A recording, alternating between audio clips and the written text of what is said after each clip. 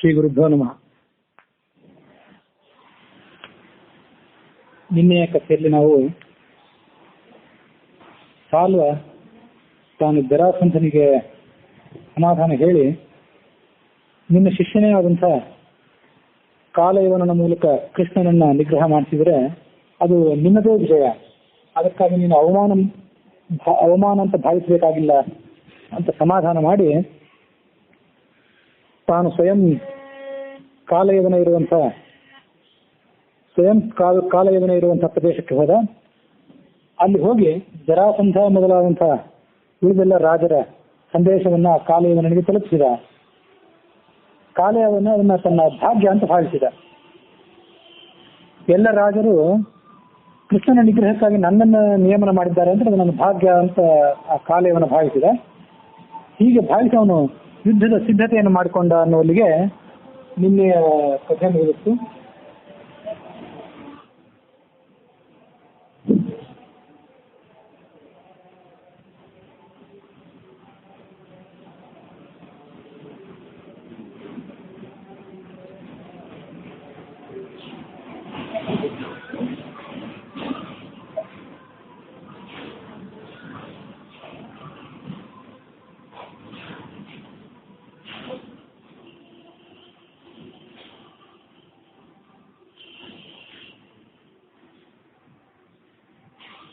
ಅದಲ್ಲದೆ ಕೃಷ್ಣನ ವಾಹನವಾದಂತಹ ಗರುಡ ಪಶ್ಚಿಮ ಸಮುದ್ರದ ತೀರದಲ್ಲಿದ್ದಂತಹ ಕುಶಸ್ಥಲಿ ಎನ್ನುವ ನಗರವನ್ನ ಸರ್ವೇಕ್ಷಣೆ ಮಾಡಿ ಅಲ್ಲಿ ಕೃಷ್ಣನೇ ಮತ್ತು ಉಳಿದ ಯಾದವರಿಗಾಗಿ ಒಂದು ಸುಭದ್ರವಾದಂತಹ ನಗರವನ್ನ ನಿರ್ಮಾಣ ಮಾಡಬಹುದು ಅನ್ನೋ ಸುದ್ದಿಯನ್ನ ಕೃಷ್ಣ, ಬಲರಾಮ, ಉಗ್ರಸೇನ ಮೊದಲಾದಂತಹ ಎಲ್ಲ ಯಾದವ ಪ್ರಮುಖರಿಗೆ ತಿಳಿಸಿದ ಅನ್ನುವಲ್ಲಿಗೆ ಹರಿವಂಶದ ವಿಷ್ಣು ಪರ್ವದ 55ನೇ ಅಧ್ಯಾಯ ಮುಗಿದಿತ್ತು. ಅದಾದ ಬಳಿಕ ನಾವು 56ನೇ ಅಧ್ಯಾಯದಲ್ಲಿ ನೋಡುವುದು ಕೃಷ್ಣನ ಮಾತುಗಳನ್ನ. ಕೃಷ್ಣ ಯಾದವರನ್ನು ಉದ್ದೇಶಿಸಿ, ಸಮಸ್ತ ಸಭಾಸದರನ್ನು ಉದ್ದೇಶಿಸಿ ಈ ಮಾತನ್ನು ಹೇಳಿದ. ನಮ್ಮ ಎಲ್ಲ ಕಷ್ಟಗಳು, ಜರಾಸಂಧರಿಂದ ಬರುವಂತಹ ಎಲ್ಲ ಕಷ್ಟಗಳು ಈಗ ತಾತ್ಕಾಲಿಕವಾಗಿ ದೂರ ಆಗಿವೆ. ನಮ್ಮಲ್ಲಿ ದೊಡ್ಡ ಸೈನ್ಯ ಇದೆ, ಸಾಕಷ್ಟು ಸಂಪತ್ತು ಇದೆ. ಆದರೆ ನಮ್ಮ ಸೈನ್ಯ ಮತ್ತು ನಮ್ಮ ಸಂಪತ್ತು ಇದು ಜರಾಸಂಧನಿಗೆ ಸಾಟಿ ಆಗಲಾರದು. 100 ವರ್ಷಗಟ್ಟಲೆ ನಾವು ಜರಾಸಂಧನ ಜೊತೆ ಯುದ್ಧ ಮಾಡಿದ್ರು ಕೂಡ ಅವನನ್ನು ನಾವು ಮಣಿಸಲಾರೆವು, ಅವನನ್ನ ಕೊಲ್ಲಲಾರೆವು. ಆದ್ರೆ ಅವನು ನಮ್ಮನ್ನು ಸೋಲಿಸಲಾರ. ಇದು ಹೀಗೆ ಮುಂದುವರಿಯುವಂತ ಸಂಗತಿ. ನಮ್ಮ ಬಳಿಗ 1 ಕೋಟಿ ಯುವ ಸೈನಿಕರಿದ್ದಾರೆ ಅಂತ ಹೇಳಿದ ಕೃಷ್ಣ. ಆ ಸಂದರ್ಭದಲ್ಲಿ ಕೃಷ್ಣನ ಸಮಿತಿಗೆ 1 ಕೋಟಿ ಯುವಕರಾದಂಥ ಸೈನಿಕರಿದ್ದರು. ಹಾಗಾಗಿ ಆ ಜರಾಸಂಧನ ಆಕ್ರಮಣವನ್ನ ಹಿಮ್ಮೆಟ್ಟಿಸುವ ಸಲುವಾಗಿ ನಮ್ಮ ನಗರದ ಸುರಕ್ಷತೆಯನ್ನು ಆಲೋಚನೆ ಮಾಡಿಕೊಂಡು ನಾವು ಈ ನಗರವನ್ನು ಬಿಟ್ಟು ದ್ವಾರಕಾ ನಗರಕ್ಕೆ ಹೋಗೋಣ ಅಂತ ಭಾವಿಸಿದ್ದೇನೆ. ಹಾಗಾಗಿ ಇದರ ಬಗ್ಗೆ ನಿಮ್ಮ ಅಭಿಪ್ರಾಯ ಹೇಳಿ ಅಂತ ಅವರೆಲ್ಲ ಕೇಳಿದಾಗ ಆ ಯಾದವರೆಲ್ಲರೂ ಕೂಡ ಮಥುರೆಯನ್ನು ಬಿಟ್ಟು ಹೋಗೋದೇ ಶ್ರೇಯಸ್ಕರ ಅಂತ ಭಾವಿಸಿದರು. ಜರಾಸಂಧ, ಕಾಲಯವನ ಇವರು ಮತ್ತೆ ನಮ್ಮ ಮೇಲೆ ದಂಡೆತ್ತಿ ಬರುವಂತವ್ರೆ. ಹಾಗಾಗಿ ನಾವು ದ್ವಾರಕೆಗೆ ಹೋಗೋಣ ಅಂತ ಎಲ್ಲ ಯಾದವರು ಕೂಡ ಸಮ್ಮತಿಸಿದರು.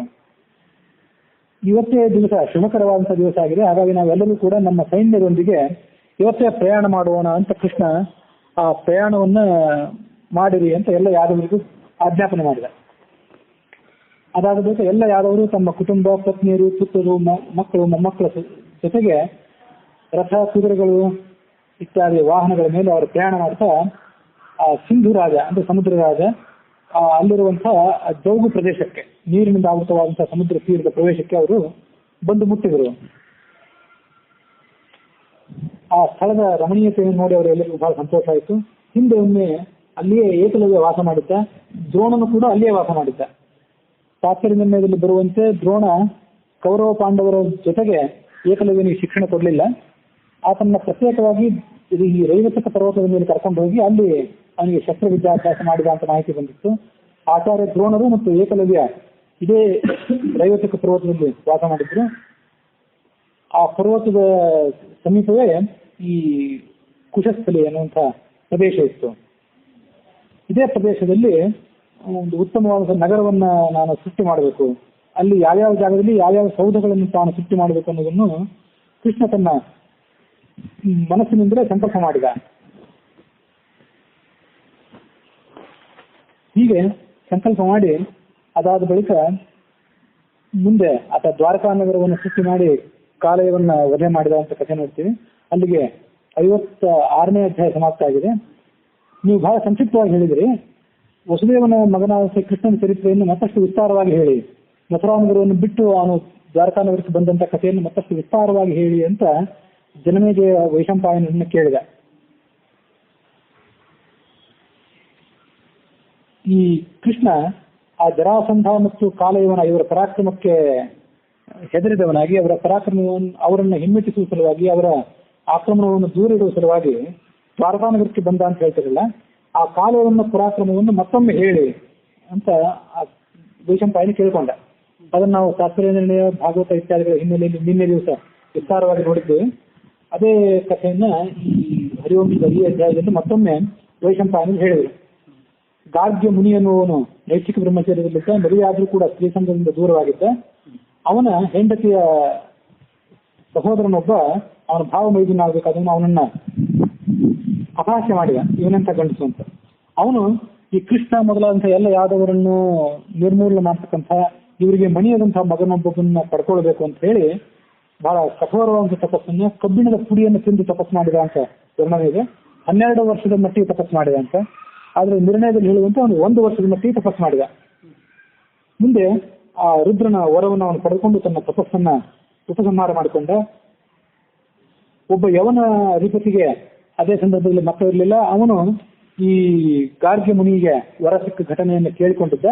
ತನ್ನ ಅರಮನೆಗೆ ಅವನನ್ನು ಕರ್ಕೊಂಡು ಬಂದು ಸುಂದರವಾದಂತಹ ಪರಿಸರ ಇದ್ದಂತಹ ಒಂದು ಗೊಲ್ಲರ ಹಳ್ಳಿಯಲ್ಲಿ ಅವನನ್ನು ಇಳಿಸಿ ಅವನಿಗೆ ಈ ಗೊಲ್ಲ ಸ್ತ್ರೀಯರ ಸಂಪರ್ಕ ಆಗುವಂತ ವ್ಯವಸ್ಥೆ ಮಾಡಿದ್ದ. ಅವರ ನಡುವೆ ಗೋಪಾಲಿ ಅಂತಕ್ಕಂಥ ರಾಕ್ಷಸ ಅಪ್ಸರೆಯೊಬ್ಬಳು, ರಾಕ್ಷಸ ಕುಲಕ್ಕೆ ಸೇರಿದಂತಹ ಅಪ್ಸರೆಯೊಬ್ಬಳು ಅಲ್ಲಿದ್ದು, ಅವಳು ಅವನಿಂದ ಗರ್ಭವನ್ನು ಧರಿಸಿದ್ದು. ಅಲ್ಲಿ ಹುಟ್ಟಿದವನೇ ಈ ಕಾಲಯಾವನ. ಅವನ ಅಪ್ಪ ಕಬ್ಬಿಣದ ಪುಡಿಯನ್ನು ತಿಂದಿದ್ದರಿಂದ ಈ ಮಗ ಕಪ್ಪು ವರ್ಣದವನಾಗಿದ್ದ. ಹಾಗಾಗಿ ಇವನಿಗೆ ಕಾಲ ಅಂದ್ರೆ ಕಪ್ಪು ಬಣ್ಣದ ಯವನ ಅಂತ ಹೆಸರಾಗಿತ್ತು. ಅಥವಾ ಕೃಷ್ಣನನ್ನು ಕೊಲ್ಲಬೇಕು, ಯಾವಾಗ ಕೃಷ್ಣನನ್ನು ಕೊಂದೇನೋ ಅಂತ ಕಾಲ ಪ್ರತೀಕ್ಷೆ ಮಾಡ್ತಿದ್ದರಿಂದ ಕೂಡ ಅವನಿಗೆ ಕಾಲಯವನ ಅಂತ ಹೆಸರು ಬಂತು. ಬ್ರಾಹ್ಮಣನ ಕರ್ಮ ಕೇಳ್ತಾ ಇದ್ದ ಮೇಲಿನ ಮೇಲೆ. ಎಲ್ಲಾ ಕಡೆ ಓಡಾಡಿ ಬಂದಿರ್ತೀರಲ್ಲ ನೀವು, ಎಲ್ಲಾ ಕಡೆ ಸಂಚಾರ ಮಾಡಿ ಬಂದಿರ್ತೀರಲ್ಲ, ಹೇಳಿ ನನಗೆ ನನ್ನನ್ನು ಮಣಿಸುವಂತವ್ರು ಯಾರು ಸಿಗ್ತಾರ ಹೇಳಿ ಅಂತ ಅವನು ಎಲ್ಲರನ್ನು ಕೇಳ್ತಾ ಇದ್ದ. ಹೀಗೆ ಎಲ್ಲರನ್ನು ಕೇಳ್ತಿದ್ದಾಗ ವಿಷ್ಣು ಅಂಧಕ ವಂಶದಲ್ಲಿ ನಿನ್ನನ್ನು ಮಣಿಸುವಂತವ್ರು ಸಿಗ್ತಾರೆ ಅಂತ ಆ ಬ್ರಾಹ್ಮಣರು ಅವನಿಗೆ ಮಾಹಿತಿಯನ್ನು ಹೇಳ್ತಾ ಇದ್ರು. ಹೀಗೆ ಆ ವಿಷ್ಣು ಅಂಧಕರನ್ನ ಮಣಿಸುವಂತಹ ಮಗನನ್ನ ಈ ಗಾರ್ಗ್ಯ ಮುನಿ ಪಡ್ಕೊಂಡಿದ್ದಾನೆ ಅನ್ನುವ ಸಂಗತಿ ಇವನಿಗೂ ಕೂಡ ಗೊತ್ತಾಯ್ತು. ಈ ಕೃಷ್ಣನಿಗೂ ಕೂಡ ಸುದ್ದಿ ಗೊತ್ತಾಯ್ತು. ಆದ್ರೆ ಕೃಷ್ಣ ಆ ಕಾಲಯವನನ್ನ ತಿರಸ್ಕಾರ ಮಾಡಿದ್ದ. ಯಾವಾಗ ಬರ್ತಾನೆ ಬರ್ಲಿ, ಯಾವಾಗ ಅವನನ್ನ ನಾವು ಮಣಿಸಿದ್ರಾಯ್ತು ಅಂತ ಹೀಗೆ ಆಲೋಚನೆ ಮಾಡಿದ್ದ. ಹಾಗಾಗಿ ಅವನನ್ನು ತಿರಸ್ಕಾರ ಮಾಡಿದ್ದ. ಈ ಕಾಲಯವನ ತಾನು ಪಟ್ಟಾಭಿಷಿಕ್ತನಾದ ಮೇಲೆ ಉಳಿದೆಲ್ಲ ಮ್ಲೇಚ್ಛರಾದರೂ ಕೂಡ, ಸುತ್ತಮುತ್ತಲು ಅವನ ಸಾಮ್ರಾಜ್ಯದ ಸುತ್ತಮುತ್ತಲಿದ್ದಂತ ಉಳಿದೆಲ್ಲ ಮ್ಲೇಚ್ಛರಾದರೂ ಕೂಡ ಅವನನ್ನೇ ಅನುಸರಿಸಿದ್ರು. ಅವನನ್ನು ಅನುಸರಿಸಿ ಅವನನ್ನೇ ಸಾಮ್ರಾಟ ಎಂಬುದಾಗಿ ಸ್ವೀಕಾರ ಮಾಡಿದ್ರು. ಆಮೇಲೆ ಅವನು ಆ ಎಲ್ಲ ರಾಜರಿಗೆ ಬರ್ಲಿಕ್ಕೆ ಹೇಳಿದ. ತನ್ನ ಸಾಮಂತರಾದಂತಹ, ತನ್ನ ಅಧೀನದಲ್ಲಿರುವಂತಹ ಎಲ್ಲ ರಾಜರಿಗೆ ಅವನು ಬರ್ಲಿಕ್ಕೆ ಹೇಳಿದ. ಅವರೆಲ್ಲರನ್ನು ಕರೆದುಕೊಂಡು ಅವನು ಈ ಕೃಷ್ಣನ ಮೇಲೆ ದಂಡೆತ್ತು ಹೊರಟ. ಶಕ, ತುಷಾರ, ದರದ, ಪಾರದ, ಶೃಂಖಲ, ಕಸ, ಪಕ್ಷವ ಮೊದಲಾದಂತಹ ಅನೇಕ ರಾಜರ ಪಟ್ಟಿಯನ್ನು ಕೊಟ್ಟಿದ್ದಾರೆ. ಅವರೆಲ್ಲರೂ ಹಿಮೋತ್ ಪ್ರದೇಶದ ಆಸುಪಾಸಿನಲ್ಲಿರುವಂತವರು, ಹಿಮಾಲಯ ಪರ್ವತದ ಆಸುಪಾಸಿನಲ್ಲಿದ್ದಂಥವರು. ಆ ಎಲ್ಲ ರಾಜರು ಕೂಡ ಈ ಕಾಲಯವನಿಗೆ ಸಾಮಂತರಾಗಿದ್ರು, ಅಧೀನ ರಾಜರಾಗಿದ್ರು. ನಾನಾ ವಿಧವಾದಂತಹ ವೇಷಗಳನ್ನು ಧರಿಸಿದ್ರು. ಭರತಖಂಡದ ಜನರಿಗೆ ಹೋಲಿಸಿದ್ರೆ ಅವರ ವೇಷಭೂಷಣಗಳು, ಅವರ ಆಚಾರ ವಿಚಾರಗಳು ವಿಚಿತ್ರವಾಗಿತ್ತು ಅಂತ ಕಥೆ ಇದೆ.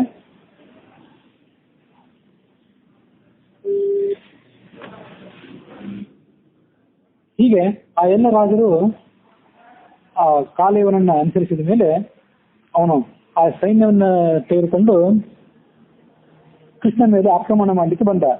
ಅವನ ಹತ್ರ ಲಕ್ಷ ಕೋಟಿ ಸಂಖ್ಯೆಯಲ್ಲಿ ಕುದುರೆ, ಹೇಸರಗತ್ತೆ ಮತ್ತು ಒಂಟೆ ಮೊದಲಾದಂತಹ ಪ್ರಾಣಿಗಳಿತ್ತು ಅಂತ ಈ ಹರಿವಂಶ ಹೇಳುವಂತ ಸಂಗತಿ.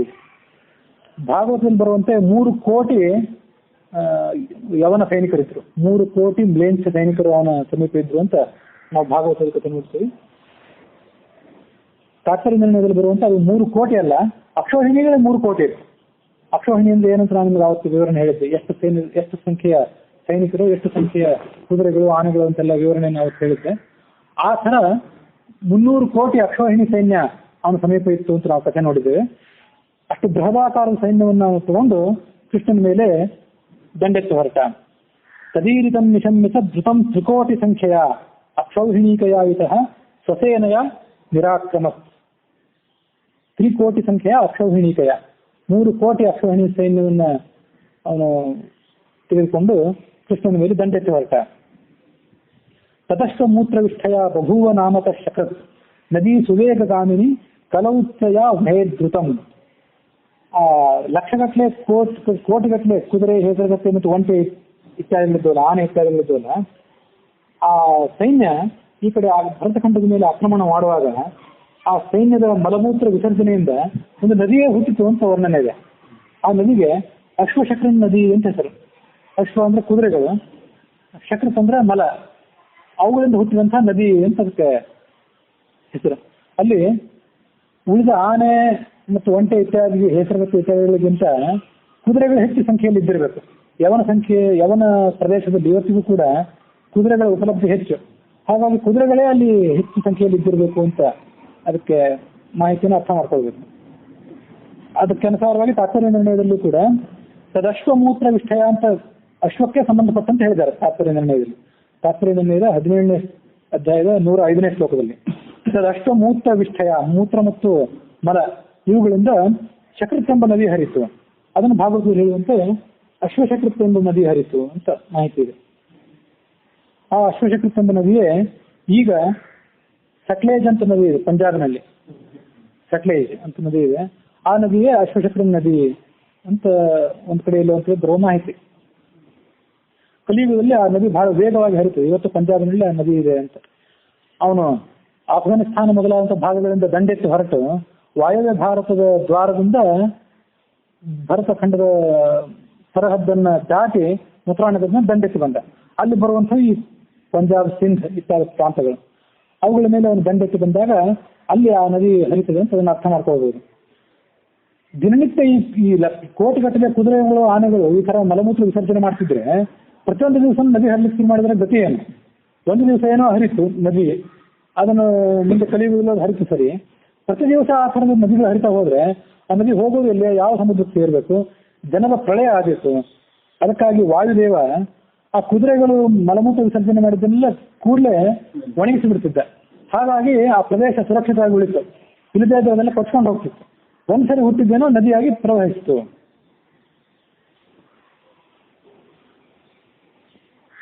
ಹೀಗೆ ಅಶ್ವಶಕೃತ್ ಎಂತಕ್ಕಂಥ ಒಂದು ದೊಡ್ಡ ನದಿಯಲ್ಲಿ ಸೃಷ್ಟವಾಯಿತು. ಈ ಸುದ್ದಿ ಯಾದವರೆಲ್ಲರಿಗೂ ಕೂಡ ತಲುಪಿತು. ಈ ನಮ್ಮ ಯಾದವರಿಗೆ ಒಂದು ದೊಡ್ಡ ಆಪತ್ತು ಇವತ್ತು ಸನ್ನಿಹಿತ ಆಗಿದೆ. ನಮ್ಮನ್ನು ಆಕ್ರಮಣ ಮಾಡಲಿಕ್ಕೆ ಈ ಕಾಲಯವನ ಬರ್ತಾ ಇದ್ದಾನೆ. ಕಾಲಯವನಿಗೆ ರುದ್ರನ ವರ ಇದೆ, ಅವನನ್ನು ನಾವು ವಧ ಮಾಡಲಾರೆವು. ಹಾಗಾಗಿ ನಾವು ಬೇರೆ ಒಂದು ಏನಾದರೂ ಆಲೋಚನೆ ಮಾಡಬೇಕು. ಈ ಸಂದರ್ಭದಲ್ಲಿ ಇದು ದ್ವಾರಕಾ ನಗರವನ್ನು ಬಿಟ್ಟು ಹೋಗ್ಲಿಕ್ಕೆ ಸರಿಯಾದ ಸಮಯ ಅಂತ, ಅವನು ಮಥುರಾ ನಗರವನ್ನು ಬಿಟ್ಟು ಹೋಗ್ಲಿಕ್ಕೆ ಸರಿಯಾದ ಸಮಯ ಅಂತ ಕೃಷ್ಣ ಮೊದಲೇ ಆಲೋಚನೆ ಮಾಡಿದ್ದ. ನಾರದರು ಕೂಡ ನಮಗೆ ಮೊದಲೇ ಹೇಳಿದ್ರು, ಕಾಲಯವನ ದಂಡೆತ್ತಿ ಬರೋ ತನಕ ನೀವು ಮಥುರಾ ನಗರದಲ್ಲಿರಿ, ಆ ನಂತರ ಮಥುರಾ ನಗರವನ್ನು ಬಿಟ್ಟು ಬಿಡಿ ಅಂತ ನಾರದರು ಕೂಡ ನಮಗೆ ಮೊದಲೇ ಹೇಳಿದ್ರು. ಹಾಗಾಗಿ ಆ ಮಥುರಾ ನಗರವನ್ನು ಬಿಟ್ಟು ಬಿಡಬೇಕು ಅಂತ ಕೃಷ್ಣ ಆಲೋಚನೆ ಮಾಡಿದ. ಈ ಹಿಂದಿನ ಅಧ್ಯಾಯದಲ್ಲಿ ಅವರೆಲ್ಲರೂ ಹೊರಟು ದ್ವಾರಕಾ ನಗರಕ್ಕೆ ಬಂದ್ರು ಅಂತ ವರ್ಣನೆ ಇದೆ. ಇಲ್ಲಿ ಇನ್ನೂ ಬಿಡಬೇಕು ಅಂತ ಆಲೋಚನೆ ಮಾಡಿದ್ದಾನೆ ಅಂತ ಕೇಳ್ತಿದ್ದೀವಿ. ಅದನ್ನ ಅರ್ಥ ಮಾಡ್ಕೊಳ್ಬೇಕೇನಂದ್ರೆ ಮಥುರಾ ನಗರದ ನಿವಾಸಿಗಳು ಕೂಡ ದೊಡ್ಡ ಸಂಖ್ಯೆಯಲ್ಲಿದ್ರಲ್ಲ, ಕೋಟಿಗಟ್ಟಲೆ ಸೈನಿಕರೇ ಇದ್ರು ಅಂತಿದೆ. ಹಾಗಾಗಿ ಉಳಿದ ನಿವಾಸಿಗಳೆಲ್ಲರೂ ಕೂಡ ಅಲ್ಲಿ ಹೊರಟಾಗ ಭಾಗಶಃ ಹೊರಟಿದ್ರು. ಕೆಲವು ಜನ ಅಲ್ಲಿ ಹೋಗಿ ಮುಟ್ಟಿದ್ರು, ಇನ್ನು ಕೆಲವು ಜನ ಇಲ್ಲೇ ಇದ್ರು ಅಂತ ಈಗ ಅರ್ಥ ಮಾಡ್ಕೊಳ್ಬೇಕು. ಆ ಕಾಲಯವನ ಅಲ್ಲಿ ಬರ್ತಿದ್ದಾನೆ ಅನ್ನೋ ಸುದ್ದಿ ಕೇಳೋದಕ್ಕಿಂತ ಮೊದಲೇ ಕೆಲವರು ಹೊರಟಿದ್ರು. ಬಂದ ಮೇಲೆ ಇನ್ನು ಕೆಲವು ಜನರು ಹೊರಟು ಅವನ ಸಮೀಪದಲ್ಲಿ ಇದ್ದಾನೆ ಅಂತ ಸುದ್ದಿ ಕೇಳಿದಾಗ ಮತ್ತೆ ಕೆಲವರು ಹೊರಟರು ಅಂತ ಆ ಸಂಗತಿಯನ್ನು ಅಲ್ಲಿ ನೋಡ್ಬೇಕು.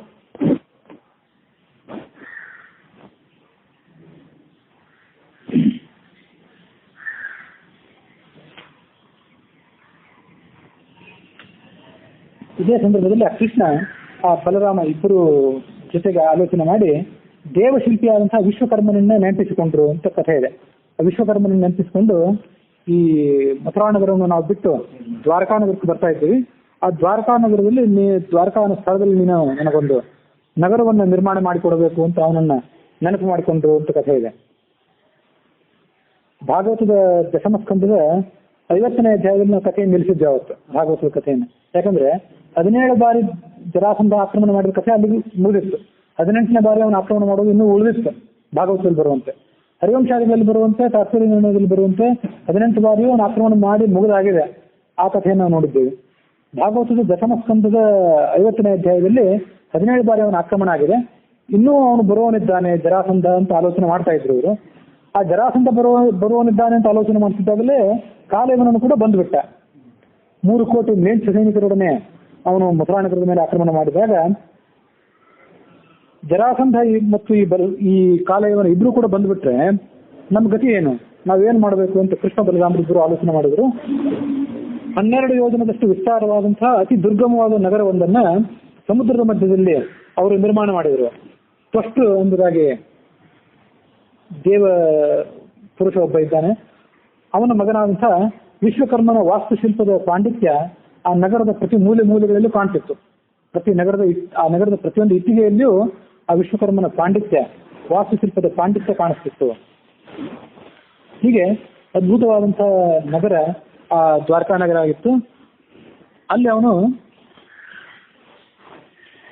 ದೇವರಾಜನಾಂಶ ಇಂದ್ರ ಕೃಷ್ಣನ ವೈಭವವನ್ನು ಹೆಚ್ಚಿಸುವ ಸಲುವಾಗಿ ದೇವಲೋಕದಿಂದ ಸುಧರ್ಮ ಅನ್ನುವಂಥ ಒಂದು ಸಭೆಯನ್ನು ಕತ್ತರಿಸಿದ.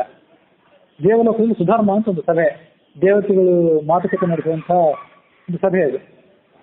ಆ ಸಭೆಯ ಮಹತ್ವ ಎಂಥದ್ದು ಅಂದ್ರೆ, ಸಭೆಯಲ್ಲಿ ಕುಳಿತವನಿಗೆ ದೇವತೆಗಳಿಗೆ ಅಮೃತವನ್ನು ಕುಡಿದವರಾದ್ರಿಂದ ಹುಟ್ಟು ಸಾವು ಇತ್ಯಾದಿಗಳು ಅವ್ರು ಗೆದ್ದವರು. ಒಂದು ಕಲ್ಪ ಮುಗಿಯೋ ತನಕ ಅವರಿಗೆ ಹುಟ್ಟು ಸಾವು ಇತ್ಯಾದಿಗಳಿಲ್ಲ. ಆ ಸಭೆ ಏನಾದ್ರು ಭೂಲೋಕಕ್ಕೆ ಬಂದ್ರೆ ನಮ್ಮಂತ ಜನಸಾಮಾನ್ಯರಲ್ಲಿ ಹೋಗಿ ಕೂತರು ಅವರಿಗೆ ಅವರು ಮನುಷ್ಯರಾಗಿದ್ದವರು ಬದಲಾಗಿಬಿಡ್ತಾರೆ ತಾತ್ಕಾಲಿಕವಾಗಿ. ಮರ್ತ್ಯದ ಅಂದ್ರೆ ಮನುಷ್ಯನ ಇತಿಮಿತಿಗಳನ್ನು ಅವರು ದಾಟುತ್ತಾರೆ ಅಂತಿದೆ. ಹಸಿವು, ಬಾಯಾರಿಕೆ, ಆಯಾಸ, ಮರಣ ಇತ್ಯಾದಿಗಳು ಯಾವುದೂ ಕೂಡ ಅಲ್ಲಿ ಇರೋದಿಲ್ಲ. ಆ ಸುಧರ್ಮಾನು ಸಭೆಯಲ್ಲಿ ಬಂದು ಕೂತ್ಕೊಂಡ್ರೆ ಅಂತಂದ್ರೆ ವರ್ಣನೆ ಇದೆ. ಸುಧರ್ಮಾನು ಸಭೆಯನ್ನು ತಂದುಕೊಟ್ಟ ಮತ್ತು ಪಾರಿಜಾತ ಅನ್ನುವಂಥ ವೃಕ್ಷವನ್ನು ತಂದುಕೊಟ್ಟ ಮತ್ತು ವರುಣ ತನ್ನ ಸೇವೆಯನ್ನು ಸಲ್ಲಿಸಿದ. ಒಂದು ಕಿವಿ ಮಾತ್ರ ಕಪ್ಪಾಗಿದ್ದು ಮತ್ತೊಂದು ಕಿವಿ ಮತ್ತು ಉಳಿದ ಶರೀರವೆಲ್ಲ ಬಿಳುಪಾಗಿದ್ದಂತಹ ಸಾವಿರಾರು ಕುದುರೆಗಳನ್ನ ಕೃಷ್ಣನಿಗೆ ಅವನು ಕಳಿಸ್ಕೊಟ್ಟ ವರುಣ, ಭಾಗವತ ಹೇಳುವ ಮಾಹಿತಿಯಂತೆ. ಇಂದ್ರ ಆಮೇಲೆ ವರುಣ ಪೂರ್ವ ಲೋಕಾಧಿಪತಿ ಆದಂತಹ ಇಂದ್ರ ಸಭೆಯನ್ನು ಕಳಿಸ್ಕೊಟ್ಟ. ಪಶ್ಚಿಮ ಲೋಕಾಧಿಪತಿ ಆದಂತಹ ವರುಣ ಕುದುರೆಗಳನ್ನು ಕಳಿಸ್ಕೊಟ್ಟ. ಅದಾದ್ಮೇಲೆ ಉತ್ತರ ಲೋಕಾಧಿಪತಿ ಆದಂತಹ ಉತ್ತರ ದಿಕ್ಕಿನ ಅಧಿಪತಿ ಆದಂತಹ ಕುಬೇರ ತನ್ನಲ್ಲಿರುವಂತಹ ಅಷ್ಟನಿಧಿಗಳನ್ನ ಕೃಷ್ಣನಿಗೆ ಕಳಿಸಿಕೊಟ್ಟ. ಅಷ್ಟನಿಧಿಗಳು ಅಂದ್ರೆ ಪದ್ಮ, ಮಹಾಪದ್ಮ, ಮತ್ಸ್ಯ, ಕೂರ್ಮ, ಔದಕ, ನೀಲ, ಮುಕುಂದ, ಶಂಖ, ಹೀಗೆ 8 ನಿಧಿಗಳು. ಪದ್ಮ ಅಂತಂದ್ರೆ 100 ಬಿಲಿಯನ್ ಸಂಖ್ಯೆ. ಹೀಗೆ 100 ಕೋಟಿಗಟ್ಟಲೆ ನಾವು ಕೋಟಿ, 10 ಕೋಟಿ, 100 ಕೋಟಿ, 1000 ಕೋಟಿ ಅಂತ ಲೆಕ್ಕ ಹಾಕ್ಬೋದು. ಅದರ ನಂತರದ ಬೃಹದಾಕಾರದ ಸಂಖ್ಯೆಯನ್ನ ಲೆಕ್ಕ ಹಾಕೋದು ಕಷ್ಟ. ಆ ಲೆಕ್ಕ ಹಾಕುವ ಸಲುವಾಗಿ ಪದ್ಮ, ಮಹಾಪದ್ಮ ಅಂತ ಬೇರೆ ಸಂಕೇತ ಕೊಟ್ಟುಬಿಟ್ಟಿದ್ದಾರೆ. ಆ ಎಲ್ಲ ಪದ್ಮ, ಮಹಾಪದ್ಮ ಮೊದಲಾದಂತಹ ನಿಧಿಗಳಿಗೆ, ನಿಧಿ ಅಂದ್ರೆ ಅದು ಸಂಪತ್ತು ಹೌದು, ಅದಕ್ಕೆ ಅಭಿಮಾನಿ ದೇವತೆಗಳು ಇದ್ದಾರೆ. ಆ ಎಲ್ಲ ದೇವತೆಗಳು ಕುಬೇರನ ಆಜ್ಞಾನುಸಾರವಾಗಿ ಅಷ್ಟನಿಧಿಗಳಿಗೆ ಅಧಿಪತಿಗಳಾದಂತಹ ದೇವತೆಗಳು ಕೃಷ್ಣನ ಈ ದ್ವಾರಕಾ ನಗರಕ್ಕೆ ಬಂದು ತಲುಪಿದ್ರು ಅಂತ ಆ ಕಥೆ ಇದೆ. ಸಮಸ್ತ ಲೋಕಪಾಲಕರಿಗೂ ಕೃಷ್ಣ ನೀವೇನೇನು ಕಾರ್ಯ ಮಾಡಬೇಕು ಅಂತ ಆಜ್ಞಾಪನೆ ಮಾಡಿದ್ದಲ್ಲ, ಆ ಎಲ್ಲ ದೇವತೆಗಳು ಭೂಲೋಕಕ್ಕೆ ಬಂದರು. ವಿಷ್ಣು ಕೃಷ್ಣನಾಗಿ ಅವತಾರ ಮಾಡಿದಾಗ ಆ ಲೋಕಪಾಲಕರೆಲ್ಲರೂ ತಮ್ಮಲ್ಲಿರುವಂತಹ ಸಿದ್ಧಿಯನ್ನು ಕೃಷ್ಣನಿಗೆ ಅರ್ಪಣೆ ಮಾಡಿದರು. ಯಮನ ವರ್ಣನೆ ಇಲ್ಲಿ ಬರಲಿಲ್ಲ. ಇಂದ್ರ, ವರುಣ, ಕುಬೇರನ ಮಾತ್ರ ನಾವು ನೋಡಿದ್ವಿ. ಯಮ ಮೊದಲಾದ ದೇವತೆಗಳು ಕೂಡ ತಮ್ಮ ತಮ್ಮ ಸಂಪತ್ತನ್ನ, ತಮ್ಮಲ್ಲಿರುವಂತಹ ಸಿದ್ಧಿಗಳೆಲ್ಲವನ್ನೂ ಕೂಡ ಕೃಷ್ಣನಿಗೆ ಅರ್ಪಿಸಿದರು ಅನ್ನೋರಿಗೆ ಭಾಗವತದ ದಶಮಸ್ಕಂದದ 50ನೇ ಅಧ್ಯಾಯ ಅಲ್ಲಿಗೆ ಸಮಾಪ್ತ ಆಗಿದೆ.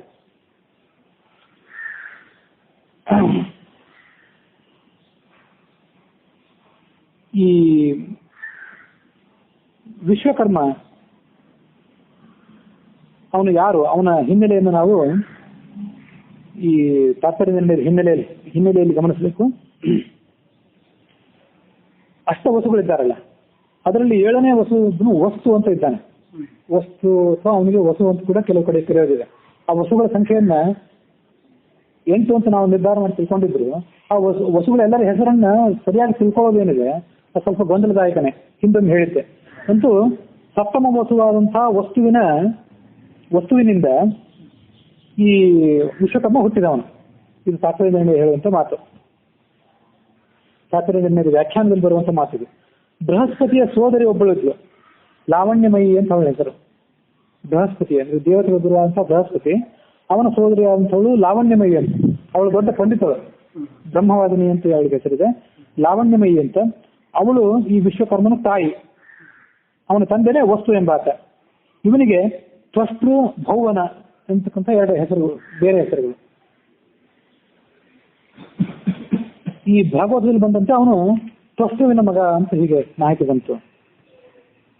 ಸಭೌವನ ಸಮಾಗತಃ ಕುಶಸ್ಥಲೀಂ ವಿನಿರ್ಮಮೆ ನಿರಂಬುಕೇತು ಸಾಗರೇ ಜನಾರ್ದನಾಜ್ಞೆಯ ಕಥೆ. ಕೃಷ್ಣ ಆ ಸಾಗರವನ್ನು ಹಿಂದೆ ತಳ್ಳಿಸಿದ ಅಂತ ಒಂದು ವರ್ಣನೆಯನ್ನು ನಾವು ತಾತ್ಪರ್ಯ ಮತ್ತು ಈ ಭಾಗವತ ಇತ್ಯಾದಿ ಕಥೆಗಳಲ್ಲಿ ನೋಡ್ತೇವೆ.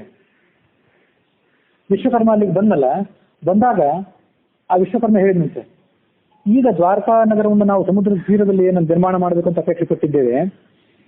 ಈ ನಗರಕ್ಕೆ ನಿನ್ನ ಇಡೀ ಯಾದವರ ಸಂಖ್ಯೆಗೆ ಸಾಕಾಗುವಷ್ಟು ಇಲ್ಲಿ ನನಗೆ ಅನುಕೂಲಗಳು ಕಾಣಿಸ್ತಾ ಇಲ್ಲ. ನಿಮ್ಮ ಯಾದವರ ಸಂಖ್ಯೆಯು ದೊಡ್ಡದಿದೆ. ಹಾಗಾಗಿ ಸಮುದ್ರವನ್ನು ಸ್ವಲ್ಪ ಹಿಂದೆ ಸರಿಲಿಕ್ಕೆ ಆಜ್ಞಾಪನೆ ಮಾಡು. ನೀನು ಆಜ್ಞಾಪನೆ ಮಾಡಿದ್ರೆ ಸಮುದ್ರ ಹಿಂದೆ ಸರಿದಿತ್ತು, ಆವಾಗ ನಾವು ಇನ್ನೂ ಸ್ವಲ್ಪ ದೊಡ್ಡ ನಗರವನ್ನು ಕಟ್ಟಬಹುದು ಅಂತ ವಿಶ್ವಕರ್ಮ ಹೇಳ್ಕೊಂಡ ಅಂತ ಇಲ್ಲೇ ಮುಂದೆ ಹರಿವಂಶದಲ್ಲಿ ಬರೋದಿದೆ. ಸಮುದ್ರವನ್ನ ಕರೆದ ಕೃಷ್ಣ, ಎಷ್ಟು ಹಿಂದೆ ಹೋಗಬೇಕು ಅಂತ ಕೇಳಿದ. 12 ಯೋಜನೆ ಹಿಂದೆ ಹೋಗು ಅಂತ ಹೇಳಿದ. ಸುಮಾರು 96ರಿಂದ 100 ಮೈಲ್ನಷ್ಟು ಹಿಂದೆ ಹೋಯಿತು ಸಮುದ್ರ. ಹಾಗಾಗಿ ಬೃಹದಾಕಾರವಂತಹ ದ್ವಾರಕಾ ನಗರದ ನಿರ್ಮಾಣ ಅಲ್ಲಿ ಆಯಿತು. 12 ಯೋಜನ ವಿಸ್ತಾರವಾದಂತಹ ದ್ವಾರಕಾ ನಗರದ ನಿರ್ಮಾಣ ಅಲ್ಲಿ ಆಯಿತು ಅಂತ ನಾವು ಈ ಭಾಗವತದಲ್ಲಿ ನೋಡಿದೆವು. ಈ ದ್ವಾರಕೆಗೆ ಕುಶಸ್ಥಲಿ ಅಂತ ಕೂಡ ಇನ್ನೊಂದು ಹೆಸರು. ಹಿಂದೆ ರೇವತ ರಾಜನ ರಾಜಧಾನಿಯಾಗಿತ್ತು. ಕೊನೆಗೆ ಅದು ಯಕ್ಷರಿಂದ ನಾಶ ಆಗಿ ಹೋಗಿಬಿಟ್ಟಿತ್ತು ಯಾವುದೋ ಕಾರಣದಿಂದ. ಅದೇ ಸ್ಥಳದಲ್ಲಿ ದ್ವಾರಕಾ ನಗರದ ನಿರ್ಮಾಣವಾಯಿತು. ಆ ಸಮುದ್ರದ ನಡುವೆ 12 ಯೋಜನೆ ಉದ್ದವಾದಂತಹ ದ್ವಾರಕಾಪುರಿಯನ್ನ ಅವನು ನಿರ್ಮಾಣ ಮಾಡಿದ. ದ್ವಾರಕಾ ನಗರ ಅಂದ್ರೆ ಅದು ಭರತ ಭೂಮಿಯ 7 ಮಹಾನಗರಗಳಲ್ಲಿ ಒಂದು. ಪುರಿ, ದ್ವಾರಾವತಿ ಇತ್ಯಾದಿ ಹೆಸರಿನಲ್ಲಿ ನಾವು ಅದನ್ನ ಪರಿಗಣನೆ ಮಾಡ್ತೀವಿ.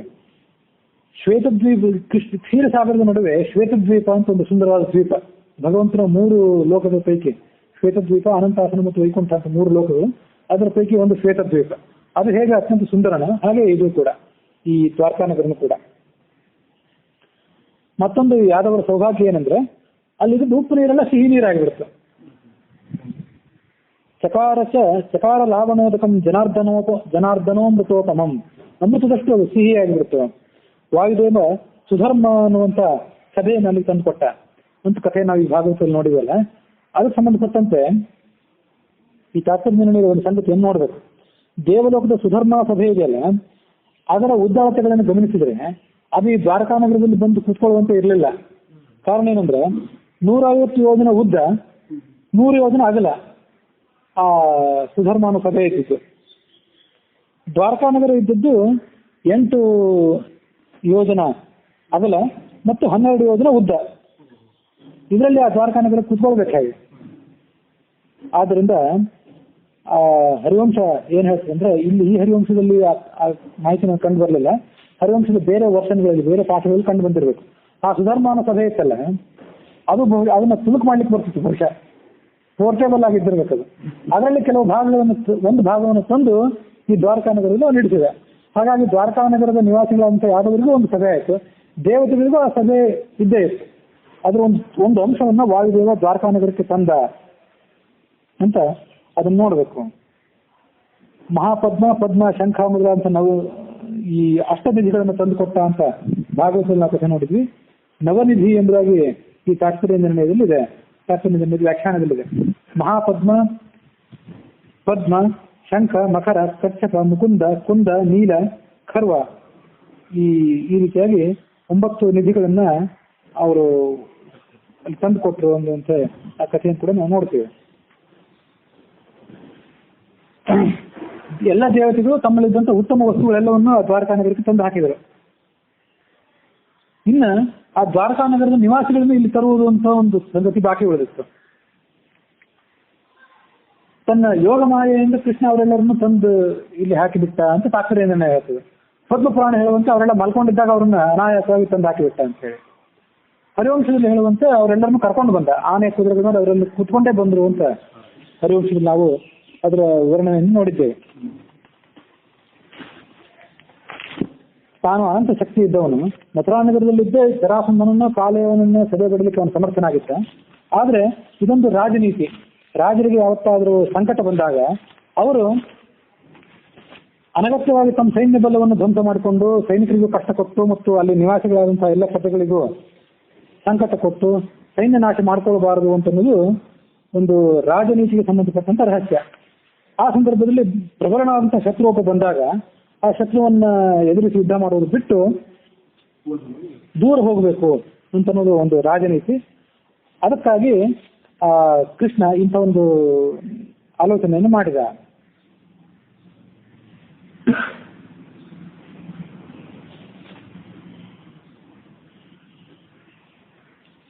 ಹೀಗೆ ಆ ದ್ವಾರಕಾ ನಗರದಲ್ಲಿ ಆ ಎಲ್ಲ ಜನರನ್ನು ಅವನು ತನ್ನ ಯಾದವರೆಲ್ಲರನ್ನು ಕೂಡ ಅಲ್ಲಿ ಬಂದು ನೆಲೆಯೂರುವಂತೆ ಮಾಡಿದ. ಕೃಷ್ಣ ಏನ್ ಮಾಡಿದ, ಆ ಕಾಲಯವನಿಗೆ ಭಯ ಆಗುವಂತೆ ಒಂದು ವರ್ತನೆ ಒಂದು ಸಂದೇಶ ಅವನಿಗೆ ಕಳಿಸಬೇಕು ಅಂತ ಆಲೋಚನೆ ಮಾಡಿದ. ಒಬ್ಬ ದೂತನನ್ನು ಕಳಿಸಿದ. ಆ ಸಂದೇಶ ಎಂಥದ್ದು ಅಂದ್ರೆ ಮಾತಿನ ಸಂದೇಶ ಯಾವುದೂ ಇರಲಿಲ್ಲ ಅಲ್ಲಿ. ಕೃಷ್ಣ ಒಂದು ಖಾಲಿ ಗಡಿಗೆಯನ್ನು ತರಿಸಿದ. ಆ ಗಡಿಗೆಯಲ್ಲಿ ಒಂದು ಘಟಸರ್ಪವನ್ನು ಹಾಕಿದ. ಕೃಷ್ಣ ಸರ್ಪವನ್ನು ಹಾಕಿ ಅದನ್ನ ಕಾಲೇವನಿಗೆ ಕಳಿಸಿಕೊಟ್ಟ ಆ ದೂತನ ಮೂಲಕ. ಏನು ಹೇಳಬೇಡ, ಕೊಟ್ಟುಬಿಡಿದನಂತಷ್ಟೇ. ಅದು ಯಾಕೆ ಆ ಥರ ಕಳಿಸಿದ್ದ ಅಂದ್ರೆ ಸರ್ಪ ತಾನು ಒಂದೇ ಇದ್ದು ಅದು ಮಹಾಪರಾಕ್ರಮಿ ಆಗಿತ್ತು, ಯಾರನ್ನು ಬೇಕಾದರೂ ಬೆದರಿಸಬಲ್ಲದು, ಹೆದರಿಸಬಲ್ಲದು. ಹಾಗೆ ನಾನು ಕೂಡ ಕೃಷ್ಣ, ಅದು ಕೃಷ್ಣ ಸರ್ಪ, ನಾನು ಕೃಷ್ಣ, ನಾನು ನಿನ್ನನ್ನು ಏಕಾಂಗಿಯಾಗಿ ಎದುರಿಸಬಲ್ಲೆ ಅಂತ ಕಾಲೇವನಿಗೆ ಸಂದೇಶ ಮುಟ್ಟಿಸಬೇಕಾಗಿತ್ತು. ಈ ಒಂದು ಉದ್ದೇಶದಿಂದ ಅವನು ಅಲ್ಲಿ ಕೊಟ್ಟು ಕಳಿಸಿದ ಆ ಘಟಸರ್ಪವನ್ನು.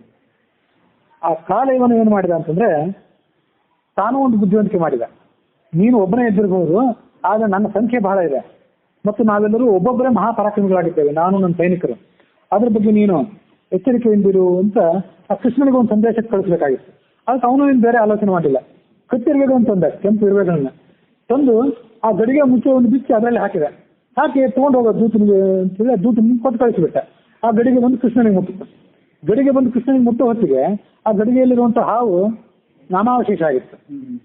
ಹೀಗೆ ಆ ಕಾಲೇವನ ತೋರಿಸೋದು ಏನಂತಂದ್ರೆ, ನಾನು ಬಹುಸಂಖ್ಯಾಕನಾಗಿರೋದ್ರಿಂದ 3 ಕೋಟಿ ಬ್ಲೇನ್ಸ್ ಸೈನಿಕರು ನನ್ನ ಕಡೆ ಇರೋದ್ರಿಂದ, ಅಥವಾ 3 ಕೋಟಿ ಅಕ್ಷೋಹಿಣಿ ಸೈನ್ಯವೇ ನನ್ನ ಕಡೆ ಇರೋದ್ರಿಂದ ನಾನು ನಿನ್ನನ್ನು ಎದುರಿಸಬಲ್ಲೆ ಅಂತ ತೋರಿಸುವುದು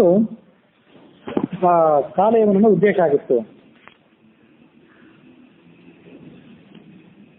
ಇಲ್ಲಿ ಹರಿವಂಶದಲ್ಲಿ ಬರೋ ಮಾಹಿತಿ ಅಂತೆ ಕಾಲೇವನ ಕಟ್ಟಿರುವೆಗಳನ್ನು ಹಾಕಿ ಗಡಿಗೆಯನ್ನು ವಾಪಸ್ ಕಳಿಸಿದ್ನಲ್ಲ, ಆಗ ಕೃಷ್ಣನಿಗೆ ವ್ಯಥೆ ಆಯಿತು. ನನ್ನ ಸಂಕಲ್ಪ ಹುಸಿ ಹೋಯ್ತಲ್ಲ ಅಂತ ಕೃಷ್ಣನಿಗೆ ಮನಸ್ಸಿಗೆ ವ್ಯಥೆ ಆಯಿತು ಅಂತಿದೆ.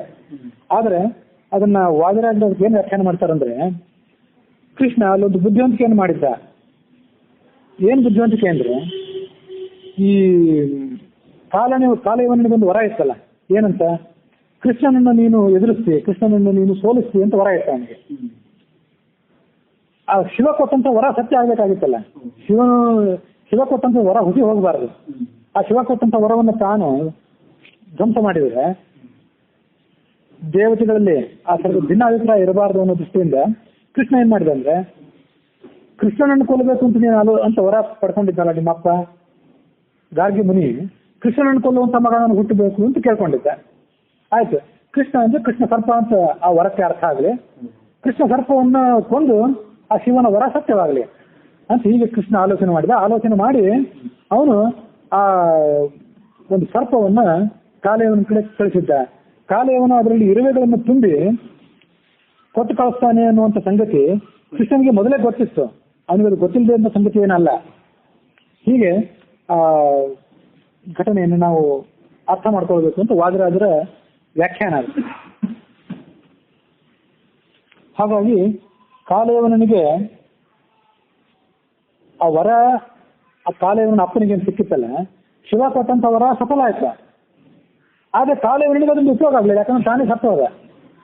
ಶಿವ ಕೊಡುವಂತ ವರ ಸಫಲ ಆಯ್ತು, ಕಾಲಯವನು ಅದರಿಂದ ಸತ್ತೋದ.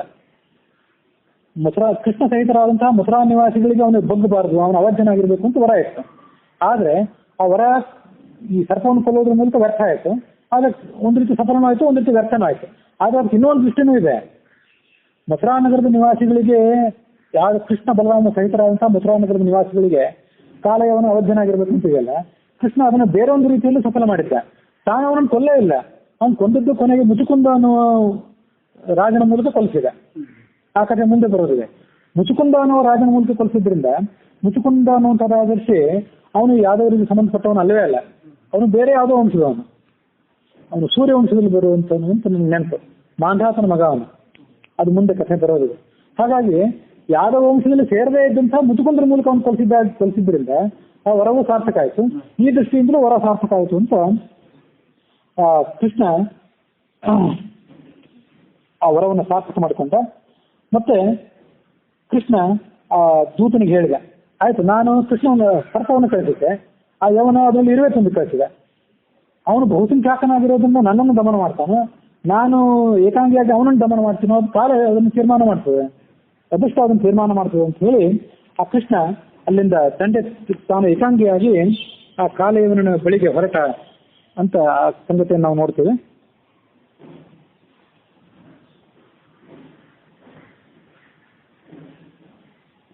ದ್ವಾರಕಾನಗರದಲ್ಲಿ ಆ ವೃಷ್ಣಿ ಅಂಧಕರೆಲ್ಲರನ್ನು ತಾನು ನೆಲೆಯೂರಿಸಿ ತಾನು ಮಥುರಾ ನಗರಕ್ಕೆ ಹೊರಟ. ಕಾಲ್ನಡಿಗೆಯಲ್ಲಿ ಮಥುರಾ ನಗರಕ್ಕೆ ಹೊರಟಂತು. ಎಲ್ಲಿ ದ್ವಾರಕಾ, ಎಲ್ಲಿ ಮಥುರಾ ನಗರ ಅಂತ ಹೊರಟ. ಎಲ್ಲಿ ಯಾವ ಆಯುಧಗಳು ಇರಲಿಲ್ಲ. ಅವನು 4 ಕೈಗಳೇ ಅವನಿಗೆ ಆಯುಧಗಳು. ಕಾಲಯವನಿಗೆ ಅವನು ನೋಡಿ ಭಾರಿ ಸಂತೋಷ ಆಯಿತು ಅಂತ ಆ ಕಥೆ ಅಲ್ಲಿದೆ. ಏಕಾಂಗಿಯಾಗಿ ಈ ಕೃಷ್ಣ ಬರ್ತಿದ್ದಾನಲ್ಲ, ಕೃಷ್ಣ ಬಂದುಬಿಟ್ಟ. ನನ್ನ ಜೀವಮಾನದ ಉದ್ದೇಶವಾದಂತಹ ಈ ಕೃಷ್ಣನನ್ನು ನಾನು ಧ್ವಂಸ ಮಾಡಬೇಕು ಅಂತ ಅವನ ಉದ್ದೇಶ ಇತ್ತು. ಹಾಗಾಗಿ ಇನ್ನು ಅವನು ಕೊಂದು ಬಿಡಬಹುದು ಅಂತ ಅವನು ಆಲೋಚನೆ ಮಾಡಿದ. ಹೀಗೆ ಆಲೋಚನೆ ಮಾಡಿದಾಗ ಆ ಕೃಷ್ಣ ಏಕಾಂಗಿಯಾಗಿ ಬಂದದ್ದು ನೋಡಿ ಸ್ವಲ್ಪ ಕೋಪನೂ ಬಂತು ಅವನಿಗೆ. ಇವನೇನು ಏಕಾಂಗಿಯಾಗಿ ಬಂದು ನನಗೆ ಅವಮಾನ ಮಾಡ್ತಿದ್ದಾನಲ್ಲ ಅಂತ ಕೃಷ್ಣನ ನೋಡಿದ ಕೂಡಲೇ ಅವನಿಗೆ ಹಿಡಿಬೇಕು ಅಂತ ಕಾಲಯವನು ಓಡ್ಲಿಕ್ಕೆ ಪ್ರಾರಂಭ ಮಾಡಿದ. ಆ ಸಂದರ್ಭದಲ್ಲಿ ಭಾಗವತ ಆ ಕೃಷ್ಣನ ಸೌಂದರ್ಯವನ್ನು ವರ್ಣನೆ ಮಾಡ್ತದೆ. ಮಥುರಾ ನಗರದ ಪಟ್ಟಣ ಅದು ಬರಿದಾಗಿತ್ತು. ದ್ವಾರಕಾ ನಗರದ ನಿವಾಸಿಗಳೆಲ್ಲ ಕೂಡ ಅಲ್ಲಿ ಹೋಗಿಬಿಟ್ಟಿದ್ರಲ್ಲ. ಮಲ್ಕೊಂಡಿದ್ದಂತಹ ಎಲ್ಲ ನಿವಾಸಿಗಳನ್ನು ಅವನು ದ್ವಾರಕಾ ನಗರಕ್ಕೆ ತಂದು ಹಾಕಿದ್ದ. ಪದ್ಮಪುರಾಣ ಹೇಳುವಂತೆ ಯೋಗ ಮಾಯೆಯಿಂದ ಅವ್ರನ್ನ ಕರ್ಕೊಂಡು ಬಂದಿದ್ದ ಅಂತ ತಾತ್ಪರ್ಯನೇ ಉಳಿದ ಮಾಹಿತಿಗಳು, ಭಾಗವತ ಹೇಳುವ ಮಾಹಿತಿ ಅಂತೆ. ಮತ್ತು ಹರಿವಂಶ ಹೇಳುವಂತೆ ಅವರೆಲ್ಲರೂ ಕೂಡ ಕುದುರೆ, ಆನೆ ಮೊದಲಾದಗಳ ಮೇಲೆ ಬಂದರು. ಕೃಷ್ಣ ಅತ್ಯಂತ ಸುಂದರನಾಗಿದ್ದ. ಆ ಸಂದರ್ಭದಲ್ಲಿ ಅವನ 4 ಕೈಗಳಿದ್ದವು. 4 ಕೈಗಳು ಕೂಡ ನಿರಾಯುಧವಾಗಿದ್ದವು. ಯಾವತ್ತೂ ಆನಂದವಾಗಿಯೇ ಇರ್ತಿದ್ದ. ಆ ಸಂದರ್ಭದಲ್ಲಿ ಕೂಡ ಆನಂದವಾಗಿಯೇ ಇದ್ದ. ಶುಭ್ರವಾದಂತಹ ನಗೆಯುಳ್ಳವನಾಗಿದ್ದ ಅಂತ ಅಲ್ಲಿ ವರ್ಣನೆ ಇದೆ. ಅವನು ನಕ್ರೆ ಹಾಲು ಹೊರಚೆಲ್ಲುವುದು ಎಂಬಂತೆ ಕಾಣಿಸುತ್ತೆ ಅಂತ ಇಲ್ಲಿ ಕನ್ನಡದ ಭಾಗವತದಲ್ಲಿ ವರ್ಣನೆ ಇದೆ. ಅದರ ಮೂಲ ಭಾಗವತದಲ್ಲಿ ಶುಚಿಸ್ಮಿತ ಅಂತ ವರ್ಣನೆ ಇದೆ. ಶುಚಿಸ್ಮಿತ ಅನ್ನುವ ಶಬ್ದಕ್ಕೆ ಅವರು ಹಾಲು ಹೊರಚೆಲ್ಲುವಂತೆ ಕಾಣಿಸ್ತಿತ್ತು ಕೃಷ್ಣ ನಕ್ರೆ ಅಂತ ಅದರ ವರ್ಣನೆ ಇದೆ. ವಾಸ್ತವಿಕವಾಗಿ ಶುಚಿಸ್ಮಿತ ಅಂತಂದ್ರೆ ಬಹಳ ಸುಂದರವಾದಂತಹ, ಮೋಹಕವಾದಂತಹ, ಪವಿತ್ರವಾದಂತಹ ನಗು ಉಳ್ಳವನು ಅಂತ ಅರ್ಥ. ಶುಚಿ ಅನ್ನೋದಕ್ಕೆ ಸುಂದರವಾದದ್ದು, ಪವಿತ್ರವಾದದ್ದು ಮತ್ತು ಮೋಹಕವಾದಂತಹ ನಗು ಉಳ್ಳವನು ಅಂತ ಅರ್ಥ. ಹಾಲು ಹೊರಚೆಲ್ಲುವುದು ಅಂತ ಅವ್ರೇನು ವರ್ಣನೆ ಮಾಡಿದ್ದಾರೆ, ಆ ವರ್ಣನೆ ಚೆನ್ನಾಗೇ ಇದೆ. ಆದರೆ ಆ ಮೂಲದ ವರ್ಣನೆಗೆ ಅದು ಹೊಂದಾಣಿಕೆ ಆಗುವಂಥದ್ದಲ್ಲ. ಹಾಲು ಹೊರಚೆಲ್ಲುವುದು ಅನ್ನೋದಕ್ಕಿಂತ ಶುಚಿಸ್ಮಿತ ಅನ್ನೋ ವರ್ಣನೆ ಇನ್ನೂ ಹೆಚ್ಚು ಚೆನ್ನಾಗಿದೆ. ಉಳಿದ ಎಷ್ಟೋ ವಿಶೇಷಣಗಳು, ದೇವತೆಗಳಿಗೆ, ದೇವಿಯರಿಗೆ ನಾವು ವಿಶೇಷಣ ಕೊಡುವಂಥವೇನಿಲ್ಲ, ಮಹಾಬಾಹು, ಅಜಾಮಬಾಹು ಮೊದಲಾದ ವಿಶೇಷಣಗಳು, ಅವೆಲ್ಲ ಕೆಲವು ವಿಶೇಷಣಗಳು ಗಂಡಸರಿಗೆ ಮಾತ್ರ ಅನ್ವಯ ಆಗುವಂಥದ್ದು, ಗಂಡಸರಾದಂಥ ದೇವತೆಗಳಿಗೆ, ಪುರುಷ ದೇವತೆಗಳಿಗೆ. ಆದರೆ ಈ ಶುಚಿಸ್ಮಿತ ಅನ್ನೋ ವರ್ಣನೆ ಇದೆಯಲ್ಲ, ಇದನ್ನು ನಾವು ಅನೇಕ ಬಾರಿ ಪುರಾಣಗಳಲ್ಲಿ ಇತ್ಯಾದಿಗಳಲ್ಲಿ ನೋಡ್ತೇವೆ. ಅದು ಸ್ತ್ರೀಗೂ ಅನ್ವಯ ಆಗ್ಬೋದು, ಪುರುಷನಿಗೂ ಅನ್ವಯ ಆಗ್ಬೋದು. ಹೀಗೆ ಆ ಶುಚಿಸ್ಮಿತ ಅಂತ ಕೃಷ್ಣನ ಭಾಗವತದಲ್ಲಿ ವರ್ಣನೆ ಮಾಡಿದ್ದಾರೆ. ಅದನ್ನು ವಿಷ್ಣು ಸಹಸ್ರನಾಮದಲ್ಲಿ ಪುಷ್ಪಹಾಸ ಸಜಾಗರ. ಪುಷ್ಪಹಾಸ ಅಂದ್ರೆ ಹೂ ನಗೆಯುಳ್ಳವನು, ಹೂವಿನಂತೆ ಬಹಳ ಮೋಹಕವಾದ ನಗೆಯುಳ್ಳವನು ಅಂತ ಆ ಕೃಷ್ಣನ ವರ್ಣನೆ ನಾವು ನೋಡ್ತೀವಿ. ಶ್ರೀವತ್ಸಲಾಂಛನಾಗಿದ್ದ, ಚತುರ್ಭುಜನಾಗಿದ್ದ, ಕಮಲಾಕ್ಷನಾಗಿದ್ದಂಥ ಆ ಕೃಷ್ಣನನ್ನ ಈ ಕಾಲಯವನು ನೋಡಿದ. ಕೃಷ್ಣ ಏನ್ ಮಾಡಿದ ಅಂದ್ರೆ ಅವನಿಗೆ ಹೆದರಿದವನಂತೆ ಕಾಣಿಸಿಕೊಂಡ. ಕಾಣಿಸ್ಕೊಂಡು ಕಾಲಯವನಿಗೆ ಬೆನ್ನು ಹಾಕಿ ಓಡ್ಲಿಕ್ಕೆ ಶುರು ಮಾಡಿದ. ಅಲ್ಲಿಂದ ಓಡ್ಲಿಕ್ಕೆ ಶುರು ಮಾಡಿದಾಗ ಸ್ವಲ್ಪ ಅವಸರದಿಂದ ಓಡ್ಲಿಕ್ಕೆ ಶುರು ಮಾಡಿದಾಗ ಕಾಲಯವನು ಅವನು ಹಿಂದೆ ಹೋದ. ಹಿಂದೆ ಹೋಗಿ ಇನ್ನೇನು ಅವನನ್ನು ಹಿಡಿದೇ ಬಿಡಬೇಕು ಅಂತ ಪ್ರಯತ್ನ ಪಟ್ಟ. ಕೃಷ್ಣ ಇನ್ನೇನು ಸಿಕ್ಕೇ ಬಿಟ್ಟ ಅನ್ನುವಾಗ ಮತ್ತೆ ದೂರ ಹೋಗಿಬಿಡ್ತಿದ್ದ. ಲೀಲಾ ಮಾನುಷ ವಿಗ್ರಹನ ಅಂತ ಕೃಷ್ಣ ಮಾತ್ರ ಅವನ ಕೈಗೆ ಸಿಕ್ತಿರ್ಲಿಲ್ಲ. ಸಿಕ್ಕಿಬಿಟ್ಟ ಅನ್ನೋ ಆಸೆಯನ್ನು ಹುಟ್ಟಿಸ್ತಾ ಒಂದು ಪರ್ವತದ ಗುಹೆ ಬಳಿಗೆ ಅವನನ್ನು ಕರ್ಕೊಂಡು ಬಂದ. ಆಗ ಕಾಲಯವನ ಅವನಿಗೆ ಹೇಳಿದ, ಪಲಾಯನಂ ಯದುಕುಲೆ ಜಾತಸ್ಯ ತವನೋಚಿತಂ. ಯದುವಂಶ ಬಹಳ ಶ್ರೇಷ್ಠವಾದ ವಂಶ, ಆ ವಂಶದಲ್ಲಿ ಹುಟ್ಟಿದವನು ನೀನು, ಬೇಕಾದಷ್ಟು ಶತ್ರುಗಳನ್ನು ನಾಶ ಮಾಡಿದ್ದಿ, ಅಂತವನಿಗೆ ಓಡಿ ಹೋಗ್ತಿದ್ದಲ್ಲ, ಇದು ನಿಮ್ಗೆ ಉಚಿತ ಅಲ್ಲ, ನಿಲ್ಲು, ನಾವಿಬ್ರು ಯುದ್ಧ ಮಾಡೋಣ ಅಂತ ಹೇಳಿದ. ಏನು ಬೈದ್ರು ಕೃಷ್ಣ ತಲೆ ಕೆಡಿಸ್ಕೊಳ್ಳಿಲ್ಲ, ತನ್ನ ಮುಂದೆ ಹೋಗ್ತಾನೆ ಇದ್ದ. ಆ ಪರ್ವತದ ಗುಹೆಯಲ್ಲಿ ಅವನು ಪ್ರವೇಶ ಮಾಡಿಬಿಟ್ಟ. ಪರ್ವತದಲ್ಲಿ ಗುಹೆಯಲ್ಲಿ ಪ್ರವೇಶ ಮಾಡಿ ಅಲ್ಲಿ ಅಡಗಿಕೊಂಡ್ಬಿಟ್ಟ ಗುಹೆಯಲ್ಲಿ. ಅಲ್ಲಿ ಕಾಲಯವನನ್ನು ಕೂಡ ಪ್ರವೇಶ ಮಾಡಿದ. ನೋಡ್ತಾನೆ ಅಲ್ಲಿ ಕೃಷ್ಣ ಕಾಣಲಿಲ್ಲ, ಬೇರೆ ಅವನ ಒಬ್ಬ ಮಲ್ಕೊಂಡ್ಬಿಟ್ಟಿದ್ದ. ಇವ್ರನ್ನ ಮೈ ಮೇಲೆ ಬದುಕಿ ಹಾಕೊಂಡು ಮಲ್ಕೊಂಡಿದ್ದಿರ್ಬೇಕು. ಮಲ್ಕೊಂಡಿದ್ದವನು ಯಾರು ಅಂತ ಆಲೋಚನೆ ಮಾಡುವಷ್ಟು ಇವನಿಗೆ ಕಾಲಯವನಿಗೆ ತಾಳ್ಮೆ ಇರಲಿಲ್ಲ. ಸಿಕ್ಕ ಕೃಷ್ಣ ಇವನು ಕೊಂದು ಬಿಡಬೇಕು ಅಂತ ಅವನ ಆಲೋಚನೆ ಇತ್ತು. ನನ್ನ ಸವು ದೂರ ಮಾನೀಯ ಶೇತೆ ಮಾಮಿಹ ಸಾಧುತ, ನನ್ನನ್ನು ಇಷ್ಟು ದೂರ ಕರ್ಕೊಂಡು ಬಂದು ಸಾಧುವನಂತೆ, ಏನು ನಿರಪರಾಧಿಯಂತೆ ನೀನಿಂದ ಮಲ್ಕೊಂಡ್ಬಿಟ್ಟಿದ್ದಾನಲ್ಲ ಮಾಯಾವಿಯಾದ ಕೃಷ್ಣ ಅಂತ ಅವನಿಗೆ ಸಿಟ್ಟು ಬಂದು ಕಾಲಯವನ ಅವನಿಗೆ ಒದ್ಬಿಟ್ಟ ಮಲ್ಕೊಂಡಿದ್ದಂಥ ಮನುಷ್ಯನಿಗೆ. ಮೇಲ್ಸಿಗಾಕೆಯನಾದಂತಹ ಕಾಲಯವನ ಆ ಗುಹೆಯಲ್ಲಿ ಪ್ರವೇಶ ಮಾಡಿದ. ಗುಹೆಯನ್ನು ಕೃಷ್ಣ ವಿನೀತನಾಗಿ ಸದ್ದು ಮಾಡದೆ ಪ್ರವೇಶ ಮಾಡಿದ. ಹರಿವಂಶ ಹೇಳುವಂತೆ ಅಲ್ಲೇನು ಮಲ್ಕೊಂಡಿದ್ದಲ್ಲ ಮಲ್ಕೊಂಡಿದ್ದಂಥ ವ್ಯಕ್ತಿ ಹಿಂಭಾಗಕ್ಕೆ ಹೋಗಿ ನಿಂತ್ಕೊಂಡ ಕೃಷ್ಣ, ತಲೆ ಹಿಂಭಾಗಕ್ಕೆ. ಮಲ್ಕೊಂಡಿದ್ದಂಥ ವ್ಯಕ್ತಿಯ ಕಾಲುಗಳು ಗುಹೆಯ ಬಾಗಿಲಿಗೆ ಇತ್ತು. ಸ್ವಲ್ಪ ಹೊತ್ತಿನಲ್ಲೇ ಕಾಲಯವನನ್ನು ಕೂಡ ಬಂದ. ನೋಡಿ ಅದು ಮಲ್ಕೊಂಡಿದ್ದಂಥ ವ್ಯಕ್ತಿಯನ್ನು ನೋಡಿ ದುಷ್ಟ ಬುದ್ಧಿಯವನಾದಂತಹ ಕಾಲಯವನಿಗೆ ಇನ್ಯಾರಂತ ಗೊತ್ತಾಗ್ಲಿಲ್ಲ, ಇವನೇ ಕೃಷ್ಣ ಇರಬೇಕು ಅಂತ ಹೇಳಿ ಬೀಳಲಿಕ್ಕೆ ಮುನ್ನುಗ್ಗಿದ. ಪತಂಗದ ಹುಳು ಬೆಂಕಿಯಲ್ಲಿ ಹೋಗಿ ಬೀಳುವಂತೆ ನುಗ್ಗಿದ. ಕಾಲಿನಿಂದ ಒದ್ದ ಕೂಡಲೇ ಅಲ್ಲಿ ಮಲಗಿದ್ದಂತಹ ವ್ಯಕ್ತಿಗೆ ಮುಚುಕುಂದ ಅನ್ನುವಂಥ ರಾಜರ್ಷಿ ಏನಿತ್ತು ಅವನಿಗೆ ಭಯಂಕರವಾದಂತಹ ಸಿಟ್ಟು ಬಂತು. ಅವನು ಸುತ್ತಮುತ್ತಲು ಇದ್ದವರು ಯಾರು ಅಂತ ಕಣ್ಬಿಟ್ಟು ನೋಡಿದ. ಕೋಪದಿಂದ ಎಲ್ಲ ರೀತಿ ನೋಡಿದ. ತನ್ನ ಸಮೀಪದಲ್ಲಿ ನಿಂತ ಕಾಲಯವನ್ನು ನೋಡಿಬಿಟ್ಟು ಕೂಡಲೇ ಕ್ಷಣ ಮಾತ್ರದಲ್ಲಿ ಆ ಕಾಲಯವನ್ನು ಭಸ್ಮ ಆಗಿ ಹೋಗಿಬಿಟ್ಟ. ಯಾಕಂದ್ರೆ ಅವನಿಗೆ ವರವೇ ಆಗಿತ್ತು ಅಂತ ಕಥೆ ಇದೆ. ಆ ಕಾಲಯವನ ಭಸ್ಮ ಆಗಿ ಹೋದ್ನಲ್ಲ, ಅಂತ ಮಹಾಪುರುಷ ಯಾರು, ಅವನು ಯಾರು ಅಂತ ನನಗೆ ಹೇಳಿ ನೀವು ಅಂತ ಆ ಪರೀಕ್ಷಿತ ರಾಜ ಕೇಳಿದ ಶುಕರನ್ನ. ಯಾವ ವಂಶಕ್ಕೆ ಸೇರಿದವನು, ಯಾರ ಮಗ, ಅವನ ದೃಷ್ಟಿಗೆ ಸಿಕ್ಕೇ ಕಾಲಯವನ ಭಸ್ಮ ಆಗ್ಬೇಕಾದ್ರೆ ಅವನಂತ ಮಹಾಪರಾಕ್ರಮಿ ಆಗಿರ್ಬೇಕು. ಆ ಎಲ್ಲ ವಿವರಣೆಗಳನ್ನು ನನಗೆ ಸಂಪೂರ್ಣವಾಗಿ ಹೇಳಿ ಅಂತ. ಸೂರ್ಯವಂಶದಲ್ಲಿ ಹುಟ್ಟಿದವನು, ಇಕ್ಷ್ವಾಕು ವಂಶದಲ್ಲಿ ಹುಟ್ಟಿದವನು ಕಾಲಯವನ. ಮಾಂಧಾತ ಅನ್ನುವಂಥ ಚಕ್ರವರ್ತಿ ಇದ್ದ ಅಂತ ಹಿಂದೆ ನಾವು ಇದೇ ಹರಿವಂಶದಲ್ಲಿ ನೋಡಿದ್ದೇವೆ. ಅವನ ಮಗ ಈ ಮುಚುಕುಂದ ಅನ್ನುವನು. ಅವನು ಮಹಾಪರಾಕ್ರಮಿಯಾಗಿದ್ದ. ಒಮ್ಮೆ ಈ ದೇವತೆಗಳು ಮತ್ತು ರಾಕ್ಷಸರ ನಡುವೆ ಒಂದು ಭಯಂಕರವಾದಂತಹ ಯುದ್ಧ ನಡೀತು. ಯುದ್ಧ ನಡೆದಾಗ ಆ ದೇವತೆಗಳಿಗೆ ಭಯಪಟ್ಟಂತಹ ಇಂದ್ರ ಮೊದಲಾದ ದೇವತೆಗಳು ಮುಚುಕುಂದರನ್ನು ಬಂದು ಕೇಳ್ಕೊಂಡ್ರು. ಅವ್ರ ಮೇಲಿಂದ ಮೇಲೆ ಸೂರ್ಯವಂಶ ಚಂದ್ರವಂಶದ ರಾಜರನ್ನು ಬಂದು ಕೇಳ್ಕೊಳ್ಳೋದಿತ್ತು. ಹಾಗಾಗಿ ಮುಚುಕುಂದರನ್ನು ಬಂದು ಕೇಳ್ಕೊಂಡ್ರು, ದೇವತೆಗಳಿಗೆ ಸಹಾಯ ಮಾಡಬಾ, ರಾಕ್ಷಸರನ್ನು ಮಣಿಸಬಾ ಅಂತ. ಆಗ ಮುಚುಕುಂದ ಬಹಳ ದೀರ್ಘಕಾಲ ದೇವತೆಗಳನ್ನ ಆ ರಾಕ್ಷಸರ ಉಪಟಳದಿಂದ ರಕ್ಷಿಸಿದ, ಅವರನ್ನೆಲ್ಲರನ್ನು ಧ್ವಂಸ ಮಾಡಿದ. ಮುಚುಕುಂದ ಬಹಳ ಕಾಲ ಆ ಯುದ್ಧವನ್ನು ಮಾಡಿದ್ರಿಂದ ಅವನಿಗೆ ಬಹಳ ಬಳಲಿಕೆಯನ್ನು ಕೂಡ ಆಗಿತ್ತು. ಆ ಸಂದರ್ಭದಲ್ಲಿ ಆ ರಕ್ಷಕನಾದ ಮುಚುಕುಂದನಿಗೆ ಅವ್ರು ಹೇಳಿದ್ರಂತೆ, ಇಲ್ಲಿ ತನಕ ನಮ್ಮ ಪ್ರಾರ್ಥನೆಯನ್ನು ಮನ್ನಿಸಿ ನೀನು ಇಲ್ಲಿಗೆ ಬಂದಿದ್ದೆ, ನಮ್ಮೆಲ್ಲರನ್ನು ಕೂಡ ರಕ್ಷಣೆ ಮಾಡಿದ್ದೆ. ಇನ್ನು ಮುಂದೆ ದೇವಸೇನಾ ನಾಯಕನಾಗಿ ಕಾರ್ತಿಕೇಯ ಬರುವವನಿದ್ದಾನೆ. ಕಾರ್ತಿಕೇಯ ಅಂದ್ರೆ ಶಿವ ಮತ್ತು ಪಾರ್ವತಿಯರ ಮಗ. ತಾರಕಾಸುರನಿಗೆ ಸಂಹಾರ ಮಾಡ್ಕೊಂಡು ಅವನು ಬರುವಂತವನು ಬಂದಿದ್ದಾನೆ. ಹಾಗಾಗಿ ನಮಗೆ ಅಸುರರ ಭಯವಿಲ್ಲ. ನೀನು ಇನ್ನು ವಿಶ್ರಾಂತಿ ತಗೊಳ್ಬಹುದು. ಇಲ್ಲಿ ತನಕ ನಮಗೆ ನಿನ್ನ ಸಹಾಯ ಮಾಡಿದ್ದು ಸಾಕಾಗಿದೆ. ಹಾಗಾಗಿ ನಿನ್ನ ಸಕಲ ವೈಭೋಗಗಳನ್ನು, ಭೂಲೋಕದಲ್ಲಿ ನೀನು ದೊಡ್ಡ ಸಾಮ್ರಾಟನಾಗಿದ್ದೆ, ಸಕಲ ವೈಭವಗಳನ್ನು ಪರಿತ್ಯಾಗ ಮಾಡಿ ಇಲ್ಲಿಗೆ ಬಂದಿದ್ದೆ. ಹಾಗಾಗಿ ನಿನ್ನ ಈ ತ್ಯಾಗಕ್ಕೆ ಸರಿಯಾಗಿ ನಾವು ಒಂದು ವರ ಕೊಡಬೇಕಾಗಿದೆ. ಕಾರಣ ಏನಂದ್ರೆ, ನೀನು ಭೂಲೋಕವನ್ನು ಬಿಟ್ಟು ಇಲ್ಲಿಗೆ ಬಂದಿದ್ಯಲ್ಲ, ನೀನು ಮತ್ತೆ ಭೂಲೋಕಕ್ಕೆ ಹೋಗ್ಬೇಕು, ಅಲ್ಲಿ ನಿನ್ನ ಸಾಮ್ರಾಜ್ಯವನ್ನು ನೀನು ನೋಡ್ಬೇಕು ಅಂದ್ರೆ ನೆನ್ಪಿಟ್ಕೋ, ಅಲ್ಲಿ ಯಾರು ಇಲ್ಲವೇ ಇಲ್ಲ. ಈಗ ರೈವತಿಕ ಮಹಾರಾಜನಿಗೆ ಆಗಿತ್ತಲ್ಲ, ತನ್ನ ಮಗಳಿಗೆ ಸಮಾನ ಸರಿಯಾದ ವರ ಬ್ರಹ್ಮನ್ ಕೇಳಲಿಕ್ಕೆ ಹೋಗಿದ್ದಲ್ಲ, ತಿರುಗಿ ಬರೋ ಹೊತ್ತಿಗೆ ಅವನ ವಂಶದವರೆಲ್ಲರೂ ನಾಮಾವಶೇಷರಾಗಿದ್ರಲ್ಲ, ಹಾಗೆ ಈ ಮುಚುಕುಂದನಿಗೂ ಆಗಿತ್ತು. ನಿನ್ನ ಪತ್ನಿ ಇಲ್ಲ, ನಿನ್ನ ಪುತ್ರರಿಲ್ಲ, ಜ್ಞಾತಿ ಬಾಂಧವರಿಲ್ಲ, ಅಮಾತ್ಯರಿಲ್ಲ, ಸೇನಾಪತಿಗಳಿಲ್ಲ, ಪ್ರಜೆಗಳಿಲ್ಲ, ಯಾರೂ ಇಲ್ಲ. ಕಾಲೋ ಬಲಿಯಾನ್ ಬಲಿನಾಂ ಭಗವಾನ್ ಈಶ್ವರೋದಯ. ಕಾಲ ಬಹಳ ಬಲಿಷ್ಠವಾದದ್ದು. ದನ ಕಾಯುವಂತ ಗೊಲ್ಲ ಹಸುಗಳನ್ನು ತನ್ನ ಅಧೀನದಲ್ಲಿ ಇಟ್ಕೊಂಡು ಹೇಗೆ ಆಟ ಆಡ್ತಾನಲ್ಲ, ಹಾಗೆ ಸಮಸ್ತ ಪ್ರಜೆಗಳನ್ನ ಕಾಲ ಆಟ ಆಡಿಸ್ತದೆ. ಹಾಗಾಗಿ ನಿನ್ನದಾದದ್ದು ಏನೂ ಈಗ ಭೂಲೋಕದಲ್ಲಿಲ್ಲ, ದೊಡ್ಡ ತ್ಯಾಗ ಮಾಡಿದ್ದೀನಿ, ನಿನಗೇನು ವರ ಕೊಡಬೇಕು ಕೇಳು, ಮೋಕ್ಷ ಒಂದನ್ನು ಬಿಟ್ಟು ಕೇಳು, ಅದು ಮಾತ್ರ ನಮ್ಗೆ ಕೊಡ್ಲಿಕ್ಕೆ ಸಾಧ್ಯ ಇಲ್ಲ.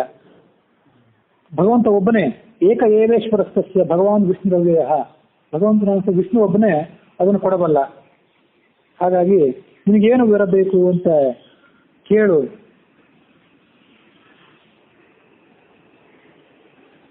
ಅಂತ ಈಗ ಅವರು ಪ್ರಶ್ನೆ ಮಾಡಿದ್ರು. ಆಗ ಅವನೇನು ವರ ಕೇಳಿದ ಅಂತಂದ್ರೆ, ಅವನಿಗೆ ತೀವ್ರವಾದ ದಣಿವಾಗಿತ್ತಲ್ಲ, ಹೇಗೋ ದಣಿವಾಗಿದ್ದರಿಂದ ಈ ದಣಿವನ್ನು ಆರಿಸ್ಕೊಳ್ಬೇಕಾಗಿದೆ. ನಾನು ದೀರ್ಘವಾದಂತಹ ನಿದ್ರೆಯನ್ನ ಕೇಳುತ್ತೇನೆ ಅಂತ ಅವನು ವರ ಕೇಳಿಬಿಟ್ಟ.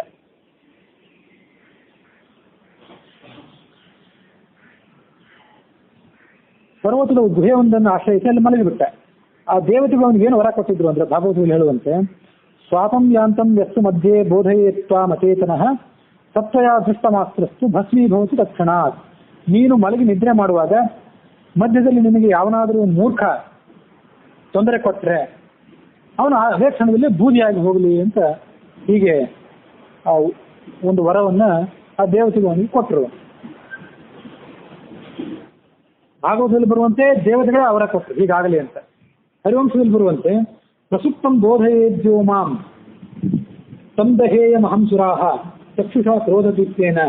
ದೇವತೆಗಳೇ, ನಾನು ನಿದ್ರಾವಶನಾಗಿ ಮಲಗಿರ್ತೇನೆ, ನನ್ನನ್ನು ಯಾರು ಎಬ್ಬಿಸಿದ್ರೆ ಅವನು ನನ್ನ ಕಣ್ಣಿನಿಂದ ಹುಟ್ಟಿದಂತಹ ಬೆಂಕಿಯಿಂದ ಸುಟ್ಟು ಬೂದಿಯಾಗಲಿ ಅಂತ ತಾನಾಗೆ ಕೇಳಿದ.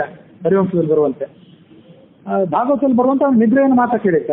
ಪಾಪ ನಿದ್ರೆಯನ್ನೇ ಕೇಳಿದ್ದಾನಲ್ಲ, ಅವನ ನಿದ್ರೆಗೆ ಯಾರು ಭಂಗ ಮಾಡದೇ ಇರಲಿ ಅಂತ ದೇವತೆಗಳು ನಿನಗೆ ನಿದ್ರೆಗೆ ತೊಂದರೆ ಕೊಟ್ಟವರು ಸುಟ್ಟಾಗಿ ಹೋಗ್ಲಿ ಅಂತ ತಾವಾಗ ವರ ಕೊಟ್ಟಿದ್ರು ಅಂತ ಭಾಗವತದಲ್ಲಿ ಬರುವ ಮಾಹಿತಿ ಇದೆ.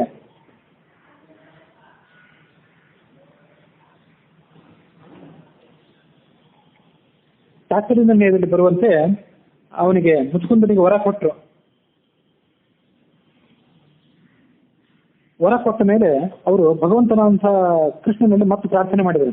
ಎಂಥ ನಿರಾರ್ಥಕವಾದ ವರ ಕೇಳಿದ ಅವನು. ನಿದ್ದೆ ಬೇಕು ಅಂತ ಕೇಳ್ತಿದ್ದಾನಲ್ಲ, ಬೇರೆ ಒಂದು ವರವನ್ನು ಏನಾದರೂ ಅವನಿಗೆ ಕೊಡಬೇಕು. ಅವನು ಬಹಳ ಶ್ರೇಷ್ಠನಾದವನು, ಅವನಿಗೊಂದು ಬೇರೆ ವರವನ್ನು ಏನಾದರೂ ಕೊಡಬೇಕು. ಅವನ ಪುಣ್ಯವನ್ನು ನಾವು ಹೆಚ್ಚಿಸಬೇಕು. ಯಾಕಂದ್ರೆ ನಮ್ಮ ಪಕ್ಷ ವಹಿಸಿ ಅವನು ರಾಕ್ಷಸರನ್ನು ಸಂಹಾರ ಮಾಡಿದ್ದಾನೆ, ಹಾಗಾಗಿ ನಾವು ಅವನು ಸ್ವಲ್ಪ ಸಹಾಯ ಮಾಡಬೇಕು ಅಂತ ಈ ಯಾದವರಲ್ಲಿ ಈ ದೇವತೆಗಳೆಲ್ಲ ಆಲೋಚನೆ ಮಾಡಿದರು. ಮೋಕ್ಷವನ್ನು ಹೊರತು ಬೇರೆ ಏನು ಬೇಡ ಅಂತ ಅವನು ಕೇಳಿದ್ದ. ಮೋಕ್ಷವನ್ನು ಹರಿಯೇ ಕೊಡಬಲ್ಲ, ನಾವು ಕೊಡಲಾರೆವು ಅಂತಂದ್ರು ದೇವತೆಗಳು. ಹಾಗಾಗಿ ನನಗೆ ನಿದ್ದೆ ಕೊಡಿ ಅಂತ ಇವನು ಕೇಳಿದ್ದ. ದೇವತೆಗಳು ತಥಾಸ್ತು ಅಂದ್ರು. ಆದರೂ ಅವನು ಮಾಡಿದಂಥ ಮಹಾಸೇವೆಗೆ ನಿದ್ರೆಯನ್ನು ಪ್ರತಿಫಲ ಅಲ್ಲ, ಅದಕ್ಕಾಗಿ ಪ್ರತಿಫಲವನ್ನು ನೀನೇ ಕೊಡುವಂತ ದೇವತೆಗಳು ಹರಿಯಲ್ಲಿ ಪ್ರಾರ್ಥನೆ ಮಾಡಿದರು. ಆಗ ಕೃಷ್ಣ ಇದನ್ನು ನೆನಪು ಮಾಡ್ಕೊಂಡ. ತಾನು ಕೃಷ್ಣಾವತಾರದಲ್ಲಿ ಜನಿಸಿದಾಗ ಹಿಂದೆ ಅವನು ಬೇಕಾದಷ್ಟು ಪುಣ್ಯ ಮಾಡಿದ್ದ, ರಾಕ್ಷಸರನ್ನು ಸೋಲಿಸಿ. ಈಗ ಅವನಿಗೆ ಮತ್ತಷ್ಟು ಪುಣ್ಯ ಬರುವಂತೆ ಮಾಡೋಣ, ಕಾಲಯವನನ್ನು ಸಂಹಾರ ಮಾಡಿಸಿ ಅಂತ ಹೀಗೆ ಆಲೋಚನೆ ಮಾಡಿ ಆ ಕಾಲಯವನನ್ನ ಮೊದಲೊಮ್ಮೆ ಕೃಷ್ಣ ಸೋಲಿಸಿದ್ದ ಅಂತಿದೆ ಶಾಸ್ತ್ರೀಯ ನಿರ್ಣಯದಲ್ಲಿ. ವಿವಾಹನಂ ನಿರಾಯುಧಂ ವಿಧಾಯ ಬಾಹುನಾ ಕ್ಷಣಾತ್ ವಿಮೂರ್ಛಿತಂ ನಚಾಹನ ಸುಧಾರ್ಥಿತಂ ಸ್ವರನ್ ಹರಿಹಿ. ಕಾಲಯವನನ್ನ ಕೃಷ್ಣ ತನ್ನ ಬಾಹುಬಲದಿಂದ ಆಯುಧರಹಿತನನ್ನಾಗಿ ವಾಹನರಹಿತನನ್ನಾಗಿ ಮಾಡಿ ಮೂರ್ಛಿತನನ್ನಾಗಿ ಮಾಡಿದ. ಅವನ್ನೇ ಮಾಡಿ ಅವನನ್ನು ಕೊಲ್ಲಿಲ್ಲ, ಯಾಕಂದ್ರೆ ವರ ಇತ್ತು ಶಿವಂದು. ಆ ಕಾಲಯವನನ್ನು ಮೂರ್ಛಿತನನ್ನಾಗಿ ಮಾಡಿ ತಾನು ಓಡಿಸಿ ಶುರು ಮಾಡಿದ. ಮೂರ್ಛೆಯಿಂದ ತಿಳಿದಂತಹ ಕಾಲಯವನ ಮತ್ತೆ ಅವನನ್ನು ಹಿಂಬಾಲಿಸಿ ಗುಹೆಗೆ ಮಾಡಿದ್ದ. ಅಲ್ಲಿ ಸುಟ್ಟು ಬೂದಿ ಆದ. ಮುಚುಕುಂದ ಕಣ್ತೆರೆದು ನೋಡಿದಾಗ ಆ ಕಾಲಯವನ ಅಲ್ಲಿಗೆ ಬೂದಿ ಆದ. ಸತಸ್ಥ ದೃಷ್ಟಿ ಮಾತ್ರ ತೋ ಬಭೂವ ಭಸ್ಮಸಾತ್ ಕ್ಷಣಾತ್ ಸಯೇವ ವಿಷ್ಣುರಿಗೆಯೋ ದದಾಹತಂ ಹಿ ವನ್ಹಿವತ್. ವಾಸ್ತವಿಕವಾಗಿ ನಾಶರಹಿತರಾದಂಥ ವಿಷ್ಣುವೇ ಆ ಕಾಲ ಯವನನ್ನ ಮುಚುಕುಂದನಲ್ಲಿ ಸನ್ನಿಹಿತನಾಗಿ ಬೆಂಕಿಯ ರೂಪದಲ್ಲಿ ಧ್ವಂಸ ಮಾಡಿದ ಅಂತ ಈ ಕಥೆ ಇದೆ.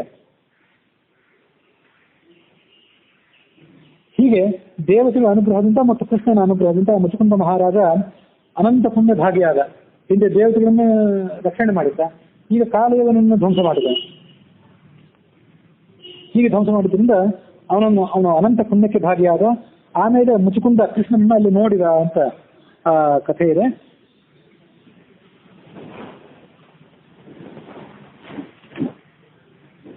ಹೀಗೆ ಅವನು ಸತ್ತ ಮೇಲೆ ಆ ಕಾಲೇವನಲ್ಲಿ ಸುಟ್ಟು ಭಸ್ಮ ಆದ್ಮೇಲೆ ಕೃಷ್ಣ ಮುಚುಕುಂದನಿಗೆ ಕಾಣಿಸ್ಕೊಂಡಂತೆ. ಅವನ ಹೊಳೆಯುವಂತ ರೂಪವನ್ನು ನೋಡಿ ಆ ಕಾಲೇವನಿಗೆ ಬಹಳ ಆಶ್ಚರ್ಯ ಅನ್ನಿಸ್ತು. ಆಗ ಕಾಲೇವನ ಮುಚುಕುಂದ ಅವನನ್ನು ಕೇಳಿದ, ನೀನು ಯಾರು, ಇಲ್ಲಿಗೆ ಯಾಕೆ ಬಂದಿದ್ದೆ? ಬಹಳ ಕಠೋರವಾದಂತಹ ದುರ್ಗಮವಾದಂತಹ ಅರಣ್ಯ ಇದು, ನಿನ್ನ ಪಾದಗಳು ಕಮಲದಂತೆ ಬಹಳ ಸೂಕ್ಷ್ಮವಾದದ್ದು, ಇಲ್ಲಿಗೆ ಯಾಕೆ ಬಂದಿದ್ದಿ? ನಿನ್ನನ್ನು ನೋಡಿದ್ರೆ ನೀನೇನೋ ಸ್ವಯಂ ನಾರಾಯಣ ಅಂತ ನನಗೆ ಕಾಣಿಸ್ತಾ ಇದೆ, ಅಥವಾ ದಿಕ್ಪಾಲಕರಲ್ಲಿ ಒಬ್ಬ ನೀನು ಇದ್ದಿರಬೇಕು, ನೀನು ಇಲ್ಲಿಗೆ ಏಕೆ ಬಂದಿದ್ದಿ ಅಂತ ಆ ಮುಚುಕುಂದ ಕೃಷ್ಣನನ್ನು ಕೇಳಿದೆ. ಅಂಥದ್ದೇನಾದ್ರು ದೊಡ್ಡ ರಹಸ್ಯ ಇಲ್ಲದೆ ಇದ್ರೆ ನೀನು ಯಾರು ಅಂತ ನನಗೆ ಹೇಳು, ದೊಡ್ಡ ರಹಸ್ಯ ಏನಾದ್ರು ಆಗಿದ್ರೆ ನಿನ್ನನ್ನು ನೀನು ವ್ಯಕ್ತ ಮಾಡ್ಕೊಳ್ಬಾರ್ದು ಅಂತಿದ್ರೆ ಬಿಟ್ಟು ಬಿಡು ಅಂತ ಆ ಮುಚುಕುಂದ ಕೇಳಿದ. ಕೇಳೋದಕ್ಕಿಂತ ಮೊದಲು ತಾನು ಯಾರು ಅಂತ ಹೇಳಿದ. ನಾನು ಇಕ್ಷ್ವಾಕುವಂಶೀಯನಾದಂತಹ ರಾಜ, ನನ್ನ ಅಪ್ಪ ಮಾಂಧಾತ ಅನ್ನುವವನು, ನಿದ್ರೆ ಇಲ್ಲದೆ ಬಹಳ ಆಯಾಸ ಆಗಿಬಿಟ್ಟಿತ್ತು ನನಗೆ, ಅದಕ್ಕಾಗಿ ನಾನು ದೇವತೆಗಳ ವರವನ್ನು ಪಡ್ಕೊಂಡು ಇಲ್ಲಿ ನಿದ್ರೆ ಮಾಡಬೇಕು ಅಂತ ಬಂದಿದ್ದೆ. ಯಾರೋ ನನ್ನನ್ನು ಎಚ್ಚರಗೊಳಿಸಿಬಿಟ್ಟು ತಾನು ಮಾಡಿದ ಪಾಪದ ಫಲವಾಗಿ ಅವನು ಅಲ್ಲೇ ಸುಟ್ಟು ಬೂದಿ ಆಗಿಬಿಟ್ಟ. ಅದಾದ ಬಳಿಕ ಕಾಣಿಸ್ಕೊಂಡಂಥ ವ್ಯಕ್ತಿ ಅಂದ್ರೆ ನೀನೇ. ನಿನ್ನ ತೇಜಸ್ಸನ್ನು ನನಗೆ ನೋಡ್ಲಿಕ್ಕಾಗ್ತಿಲ್ಲ, ನನ್ನ ಕಣ್ಣು ಕುಗ್ತಾ ಇದೆ, ನೀನು ಯಾರು? ಆಗ ಕೃಷ್ಣ ತನ್ನ ಗಂಭೀರವಾದಂತಹ ಧ್ವನಿಯಿಂದ ಆ ಕಾಲೇವನಿಗೆ ಉತ್ತರಿಸಿದ. ಏನಂತ ಉತ್ತರಿಸಿದ ಅಂದ್ರೆ, ನನ್ನ ಜನ್ಮ ಕರ್ಮ ಹೆಸರುಗಳು ಇವೆಲ್ಲ ಬಹಳ ಇದೆ, ನಾನು ಏನಂತ ಹೇಳೋದು? ನೀನು ಯಾರು ಅಂತ ಕೇಳ್ತಿದ್ದೆ, ನಾನು ಏನಂತ ಹೇಳ್ಬೇಕು ನಿನಗೆ? ಜನ್ಮ ಕರ್ಮಾಭಿಧಾನಾನಿ ಸಂತಿಮೇಂಗ ಸಹಸ್ರಶಃ, ಅನಂತ ಜನ್ಮಗಳು ನನಗೆ, ಅನಂತ ಹೆಸರುಗಳು, ಅನಂತ ಕೈಕಾಲುಗಳು, ಅನಂತ ರೂಪಗಳು. ನನ್ನ ತಂದೆ ತಾಯಿ ಯಾರು, ನನ್ನ ವಂಶ ಅಂತ ಏನು ಹೇಳೋದು? ಆದರೂ ಸ್ವಲ್ಪ ಸ್ವಲ್ಪ ಹೇಳ್ತೇನೆ ನಾನು. ಭೂಮಿಯ ಮೇಲಿರುವಂತಹ ಕಣಗಳನ್ನು, ಧೂಳಿನ ಕಣಗಳನ್ನಾದರೂ ಎಣಿಸ್ಬೋದು, ನನ್ನ ರೂಪಗಳನ್ನ, ನನ್ನ ಹೆಸರುಗಳನ್ನ, ನನ್ನ ಮಹಿಮೆಗಳನ್ನು ಎಣಿಸೋದು ಅಸಾಧ್ಯ. ಸನಕ ಸನಂದ ಮೊದಲಾದಂತಹ ಋಷಿಗಳು ಅದನ್ನ ಮೇಲಿಂದ ಮೇಲೆ ವರ್ಣನೆ ಮಾಡ್ತಾನೆ ಇರ್ತಾರೆ. ಆದ್ರೆ ನನ್ನ ಈ ಜನ್ಮ ಮತ್ತು ಕರ್ಮಗಳಿಗೆ ಅಂತ್ಯ ಅನ್ನೋದೇ ಇಲ್ಲ. ಹಾಗಿರುವಾಗ ನಾನು ನಿನಗೆ ಏನು ಹೇಳಬೇಕು ಅಂತ ಆ ಕೃಷ್ಣ ಅವನಿಗೆ ಹೇಳಿದ. ಇಷ್ಟಿದ್ರೂ ನಿನ್ನ ಪ್ರಾರ್ಥನೆಯಂತೆ ನಾನು ಯಾರು ಅಂತ ಹೇಳ್ತೇನೆ.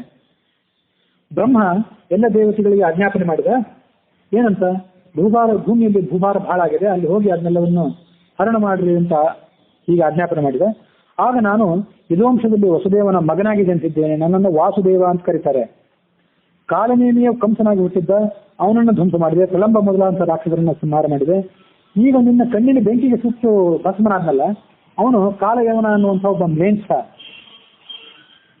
ಈಗ ನಿನಗೆ ನಾನು ಏನು ವರ ಕೊಡಬೇಕು ಅದನ್ನು ಕೇಳು ಅಂತ ಕೃಷ್ಣನು ಕೇಳಿದೆ.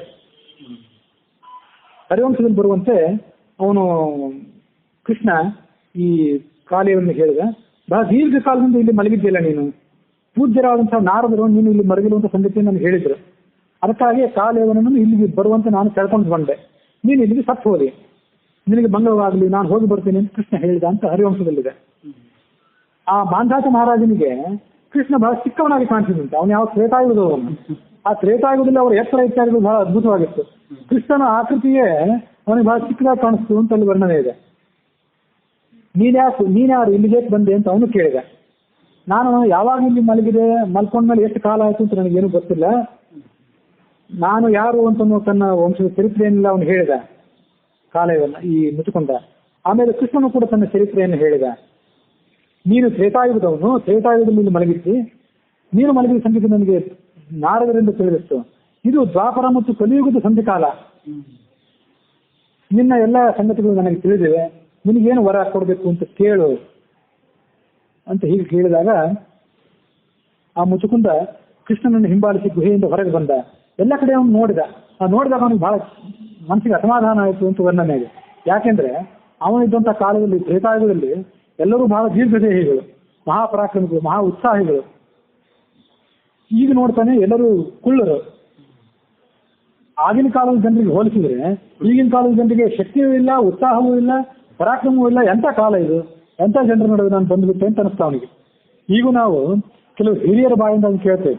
ಈಗಿನ ಕಾಲದ ಹುಡುಗರಿಗೆ ಏನು ಶಕ್ತಿನೇ ಇಲ್ಲ, ಅವ್ರಿಗೆ ಪರಾಕ್ರಮವೂ ಇಲ್ಲ, ನಾವು ಮಾಡಿದಂಥವ್ರು ಊಟನೂ ಮಾಡಲಾರರು, ನಾವು ಮಾಡಿದಷ್ಟು ಕೆಲಸನೂ ಮಾಡಲಾರರು ಅಂತ ನಾವು ಹಿರಿಯರ ಬಾಯಿಂದ ಕೇಳ್ತಿರ್ತೇವೆ. ಹಾಗೆ ಆ ಮುಚುಕುಂದಿನ ಒಂದು ಭಾವನೆ ಆಗಿತ್ತು ಆ ಎಲ್ಲ ಜನರನ್ನು ನೋಡಿ. ಅವನದು ಅನ್ನೋದು ಬರೀ ರಾಜ್ಯ ಉಳಿದಿತ್ತು. ಆಗ ರಾಜ್ಯ ಭೂಮಿ ಉಳಿದುತ್ತಷ್ಟೆ, ಅದನ್ನು ಆಳವರು ಬೇರೆ ಯಾರು ಆಗಿರ್ತಿದ್ರು. ಅವನು ನೂರು ಯಾರೂ ಇರಲಿಲ್ಲ. ಅವನು ತಪಸ್ಸು ಮಾಡ್ಲಿಕ್ಕಾಗಿ ಹಿಮವತ್ ಪರ್ವತದ ಕಾಡಿಗೆ ಹೋಗಿಬಿಟ್ಟ. ತಪಸ್ಸು ಮಾಡ್ತಾನೆ ಶರೀರವನ್ನು ಪರಿತ್ಯಾಗ ಮಾಡಿಬಿಟ್ಟ. ಮತ್ತು ತಾನು ಮಾಡಿದ ಪುಣ್ಯ ಕರ್ಮದ ಫಲವಾಗಿ ಸ್ವರ್ಗಲೋಕವನ್ನು ಸೇರಿದ.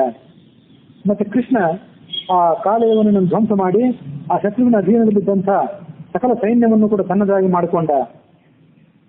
ಮಾಡಿಕೊಂಡು ಆ ಕಾಲಯವನ್ನು ಮಹಾ ಸೈನ್ಯ ಏನಿತ್ತಲ್ಲ, ಕುದುರೆಗಳು, ಆನೆಗಳು ಮೊದಲಾದಂಥ ಅವನ ಸೈನ್ಯ ಇತ್ತಲ್ಲ, ಅದನ್ನೆಲ್ಲವನ್ನು ವಶಪಡಿಸಿಕೊಂಡು ಆತ ದ್ವಾರಕಾ ನಗರಕ್ಕೆ ಬಂದು ಮುಟ್ಟಿದ. ಮತ್ತು ದ್ವಾರಕಾ ನಗರದ ಶೋಭೆಯನ್ನು ಮತ್ತಷ್ಟು ಹೆಚ್ಚಿಸಿದ ಅನ್ನೋದಿಗೆ ಹರಿವಂಶದ ವಿಷ್ಣು ಪರ್ವದ 57ನೇ ಅಧ್ಯಾಯ ಸಮಾಪ್ತವಾಗಿದೆ. ಭಾಗವತದ ದಶಮ ಸ್ಕಂದದಲ್ಲಿ 51ನೇ ಅಧ್ಯಾಯ ಇನ್ನೂ ಕೂಡ ಅಲ್ಲಿ ಮುಂದುವರೆದಿದೆ. ಅದನ್ನ ನಾವು ಸ್ವಲ್ಪದರಲ್ಲಿ ಗಮನಿಸಬೇಕು. ನೀನು ಒಂದು ವರವನ್ನು ಕೇಳುವಂತ ಕೃಷ್ಣ ಮುಚುಕುಂದ ಮಹಾರಾಜನಿಗೆ ಹೇಳಿದೆ ಅಂತ ಇದೆ. ಆಗ ಆ ಕೃಷ್ಣನೇ ವಿಷ್ಣು ಎಂಬತಕ್ಕಂಥ ಸಂಗತಿ ಆ ಮುಚುಕುಂದನಿಗೆ ಗೊತ್ತಾಯಿತು. ಅವನು ಆನಂದ ಭರಿತನಾಗಿ ಕೃಷ್ಣನಿಗೆ ನಮಸ್ಕಾರ ಮಾಡಿದ. ಈ ಭೂಮಿ ಅತ್ಯಂತ ಪವಿತ್ರವಾದಂಥ ಭೂಮಿ ಇದು. ಈ ಮನುಷ್ಯ ಶರೀರವನ್ನು ಹೊಂದಿ ಯಾರು ಕೃಷ್ಣನ ಪಾದಾರವಿಂದಕ್ಕೆ ನಮಸ್ಕಾರ ಮಾಡೋದಿಲ್ಲೋ ಅವರ ಜನ್ಮ ವ್ಯರ್ಥ. ನಾನೊಬ್ಬ ರಾಜನಾಗಿದ್ದೆ, ಸಂಪತ್ ಸಮೃದ್ಧವಾದಂಥ ಸಾಮ್ರಾಜ್ಯ ನನ್ನದಾಗಿತ್ತು. ನನ್ನ ಹೆಂಡತಿ, ನನ್ನ ಸಾಮ್ರಾಜ್ಯ ನನ್ನದು ಅಂತ ನಾನು ಅದರಲ್ಲಿ ಆಸಕ್ತನಾಗಿ ಬಿಟ್ಟಿದ್ದೆ. ಹಗಲು ರಾತ್ರಿ ನಾನು ನನ್ನ ಸಂಪತ್ತು, ನನ್ನ ಕುಟುಂಬ ಅಂತ ಅದರಲ್ಲೇ ಮಗ್ನನಾಗಿದ್ದೆ. ನನ್ನ ಜೀವನ ಎಲ್ಲ ವ್ಯರ್ಥ ಆಗಿತ್ತು. ಈಗ ನಿನ್ನನ್ನು ನೋಡಿ ನಾನು ನನ್ನ ಜೀವನ ಸಫಲ ಆಯಿತು ಅಂತ ಭಾವಿಸಿದ್ದೇನೆ. ಇಷ್ಟು ದಿವಸ ನನ್ನ ವ್ಯರ್ಥವಾದಂಥ ಜೀವನದ ಬಗ್ಗೆ ನಾನು ಪಶ್ಚಾತ್ತಾಪ ಪಡುತ್ತಿದ್ದೇನೆ.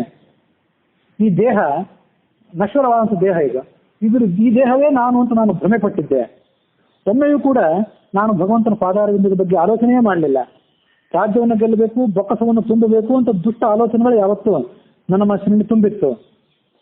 ಈಗ ಮನುಷ್ಯ ಯಾವತ್ತೂ ಇನ್ನಷ್ಟು ಹೆಚ್ಚು ಗಳಿಸಬೇಕು, ಹೆಚ್ಚು ಸಂಪಾದನೆ ಮಾಡಬೇಕು, ಹೆಚ್ಚು ಮೋದು ಮಾಡಬೇಕು ಅಂತ ಆಲೋಚನೆ ಮಾಡ್ತಿರ್ತಾನೆ. ಹೀಗೆ ಅವನು ಮೈಮರೆತು ಬಿಟ್ಟಿರ್ತಾನೆ. ಮನುಷ್ಯ ತನ್ನ ಹಿಂದೆ ಯಾರಿದ್ದಾರೆ ಅಂತ ಅವನು ನೋಡೋದೇ ಇಲ್ಲ. ಇಲಿಯನ್ನು ಹಾವು ಹೇಗೆ ಹಿಡಿದು ಬಿಡ್ತದೋ ಹಾಗೆ ದೇವರು ನಮ್ಮನ್ನು ಕಾಯ್ತಿರ್ತಾನೆ, ನಮ್ಮನ್ನು ಹಿಡಿದು ನುಂಗಿ ಬಿಡ್ತಾನೆ ಯಾವತ್ತೋ ಒಂದು ದಿವಸ. ನಾವು ಮಾತ್ರ ಇನ್ನಷ್ಟು ಸಂಪಾದನೆ ಮಾಡಬೇಕು, ಇನ್ನಷ್ಟು ದುಡಿಬೇಕು, ಇನ್ನಷ್ಟು ಮೋದು ಮಾಡಬೇಕು ಅಂತ ಅದೇ ಆಲೋಚನೆಯಲ್ಲಿ, ಅದೇ ಗುಂಪಿನಲ್ಲಿ ಇರ್ತೇವೆ. ಈ ಶರೀರ ಇದೆಯಲ್ಲ, ಇಷ್ಟು ದಿವಸ ರಾಜ ಅಂತ ಬೆರೆದಾಡ್ತಿತ್ತು ಈ ಶರೀರ. ಈ ಶರೀರಕ್ಕೆಲ್ಲರೂ ನಮಸ್ಕಾರ ಮಾಡ್ತಿದ್ರು. ಬಂದಾಗ ಹೋದಾಗ ಪಲ್ಲಕ್ಕಿಯಲ್ಲಿ ಅಂಬಾರಿಯ ಮೇಲೆ ಕೂತು ಮೆರವಣಿಗೆ ಮಾಡ್ತಿದ್ರು. ಈ ಶರೀರ ತನ್ನ ಅಂತ್ಯಕಾಲ ಬಂದಾಗ ಏನಾಗ್ತದೆ ಅಂದ್ರೆ ಪಕ್ಷಿಗಳಿಗೆ, ಹುಳುಗಳಿಗೆ ಆಹಾರವಾಗಿ ಹೋಗ್ತದೆ. ಇದನ್ನು ತಗೊಂಡೋಗಿ ಸಮಾಧಿ ಮಾಡ್ತಾರೆ ಅಥವಾ ಸುಟ್ಟು ಹಾಕಿಬಿಡ್ತಾರೆ. ಸುಟ್ಟು ಹಾಕಿದಾಗ ಭಸ್ಮ ಆಗಿ ಹೋಗ್ತದೆ, ಅಥವಾ ಕೊನೆಗೆ ಮಲಮೂತ್ರವಾಗಿ ಇದು ಹಾಳಾಗಿ ಹೋಗ್ತದೆ. ಭೂಮಿಯಲ್ಲಿ ಮಣ್ಣಿನಲ್ಲಿ ಮಣ್ಣಾಗಿ ಹೋಗ್ತದಲ್ಲ. ಚಕ್ರವರ್ತಿ ಆದವನು ತಾನು ಚಕ್ರವರ್ತಿ ಅಂತ ಹೇಳಿ ಅಹಂಕಾರದಿಂದ ಬಾಳ್ತಿರ್ತಾನೆ, 4 ದಿಕ್ಕುಗಳನ್ನು ಗೆಲ್ತಾನೆ. ನನ್ನನ್ನು ಎದುರಿಸಿ ಯುದ್ಧ ಮಾಡುವವರು ಯಾರೂ ಇಲ್ಲ ಅಂತ ಎಲ್ಲರನ್ನು ಮರ್ದನ ಮಾಡಿ, ಎಲ್ಲರನ್ನು ನಿಗ್ರಹ ಮಾಡಿ ಬಾಳ್ತಾ ಇರ್ತಾನೆ. ಅಂತ ರಾಜಾದಿರಾಜನಾದಂತಹ, ಎಲ್ಲರಿಂದಲೂ ನಮಸ್ಕರಿಸಲ್ಪಟ್ಟಂತಹ ರಾಜಾದಿರಾಜ ಮನೆಗೆ ಬಂದ್ರೆ ಅವನ ಹೆಂಡತಿ, ಮಕ್ಕಳು ಇತ್ಯಾದಿಗಳು ಸೇರಿ ಅವನನ್ನ ಆಟದ ಗೊಂಬೆ ಅಂತ ಆಡಿಸಿ ಬಿಡ್ತಾರೆ. ಈ ಮಾತನ್ನ ನಾವು ಗಮನಿಸಬೇಕು. ಗೃಹೇಶು ಮೈಥುನ ಸುಖೇಶು ಯೋಷಿತಾಂ ಕ್ರೀಡಾ ಮೃಗ ಪುರುಷ ಈಶ ನೀಯತೆ. ಹೆಂಡತಿ ಮಕ್ಕಳು ಅಂತಲ್ಲಿಲ್ಲ, ಮಕ್ಕಳು ಅಂತ ನಾನು ಸ್ವಲ್ಪ ಸೇರಿಸಿದೆ, ಬರೀ ಹೆಂಡತಿ ಅಂತ ಅಲ್ಲಿ ಮಾತ್ರ ಇದೆ. ಆ ಹೆಂಡತಿಯಾಗಿ ಮರಳಾಗಿ ಬಿಟ್ಟಿರ್ತಾನಲ್ಲ, ಆ ಹೆಂಡತಿ ಇವನನ್ನ ಸೂತ್ರದ ಗೊಂಬೆ ಅಂತ ಆಡಿಸಿ ಬಿಡ್ತಾಳೆ. ಕ್ರೀಡಾ ಮೃಗ ಪುರುಷ ಈಶ ನೀಯತೆ, ಆಟದ ಪಶುವಿನಂತೆ ಆಡಿಸಿ ಬಿಡ್ತಾನೆ. ಅಲ್ಲಿ ಹೆಂಡತಿ ಅಂದ್ರೆ ಹೆಂಡತಿ ಅನ್ನೋ ಶಬ್ದದಿಂದ ಬಂಧು ಬಾಂಧವರು, ಮಕ್ಕಳು, ಮೊಮ್ಮಕ್ಕಳು ಎಲ್ಲಾನು ತಗೊಳ್ಬೇಕು. ತನ್ನ ಕುಟುಂಬಕ್ಕೆ ಇವನು ಕೇಂದ್ರಿತನಾಗಿರ್ತಾನೆ. ಆದ್ರಿಂದ ಆ ಕುಟುಂಬದ ಹಿತಾಸಕ್ತಿ ಅವನನ್ನು ಆಡಿಸಿ ಬಿಡ್ತದೆ. ಹೊರಗೆ ನಮಸ್ಕಾರ ಮಾಡಿಸ್ಕೊತಿರ್ತಾನೆ, ಇಲ್ಲಿ ಬಂದ್ರೆ ಮೆಚ್ಚಗಾಗಿಬಿಡ್ತಾನೆ.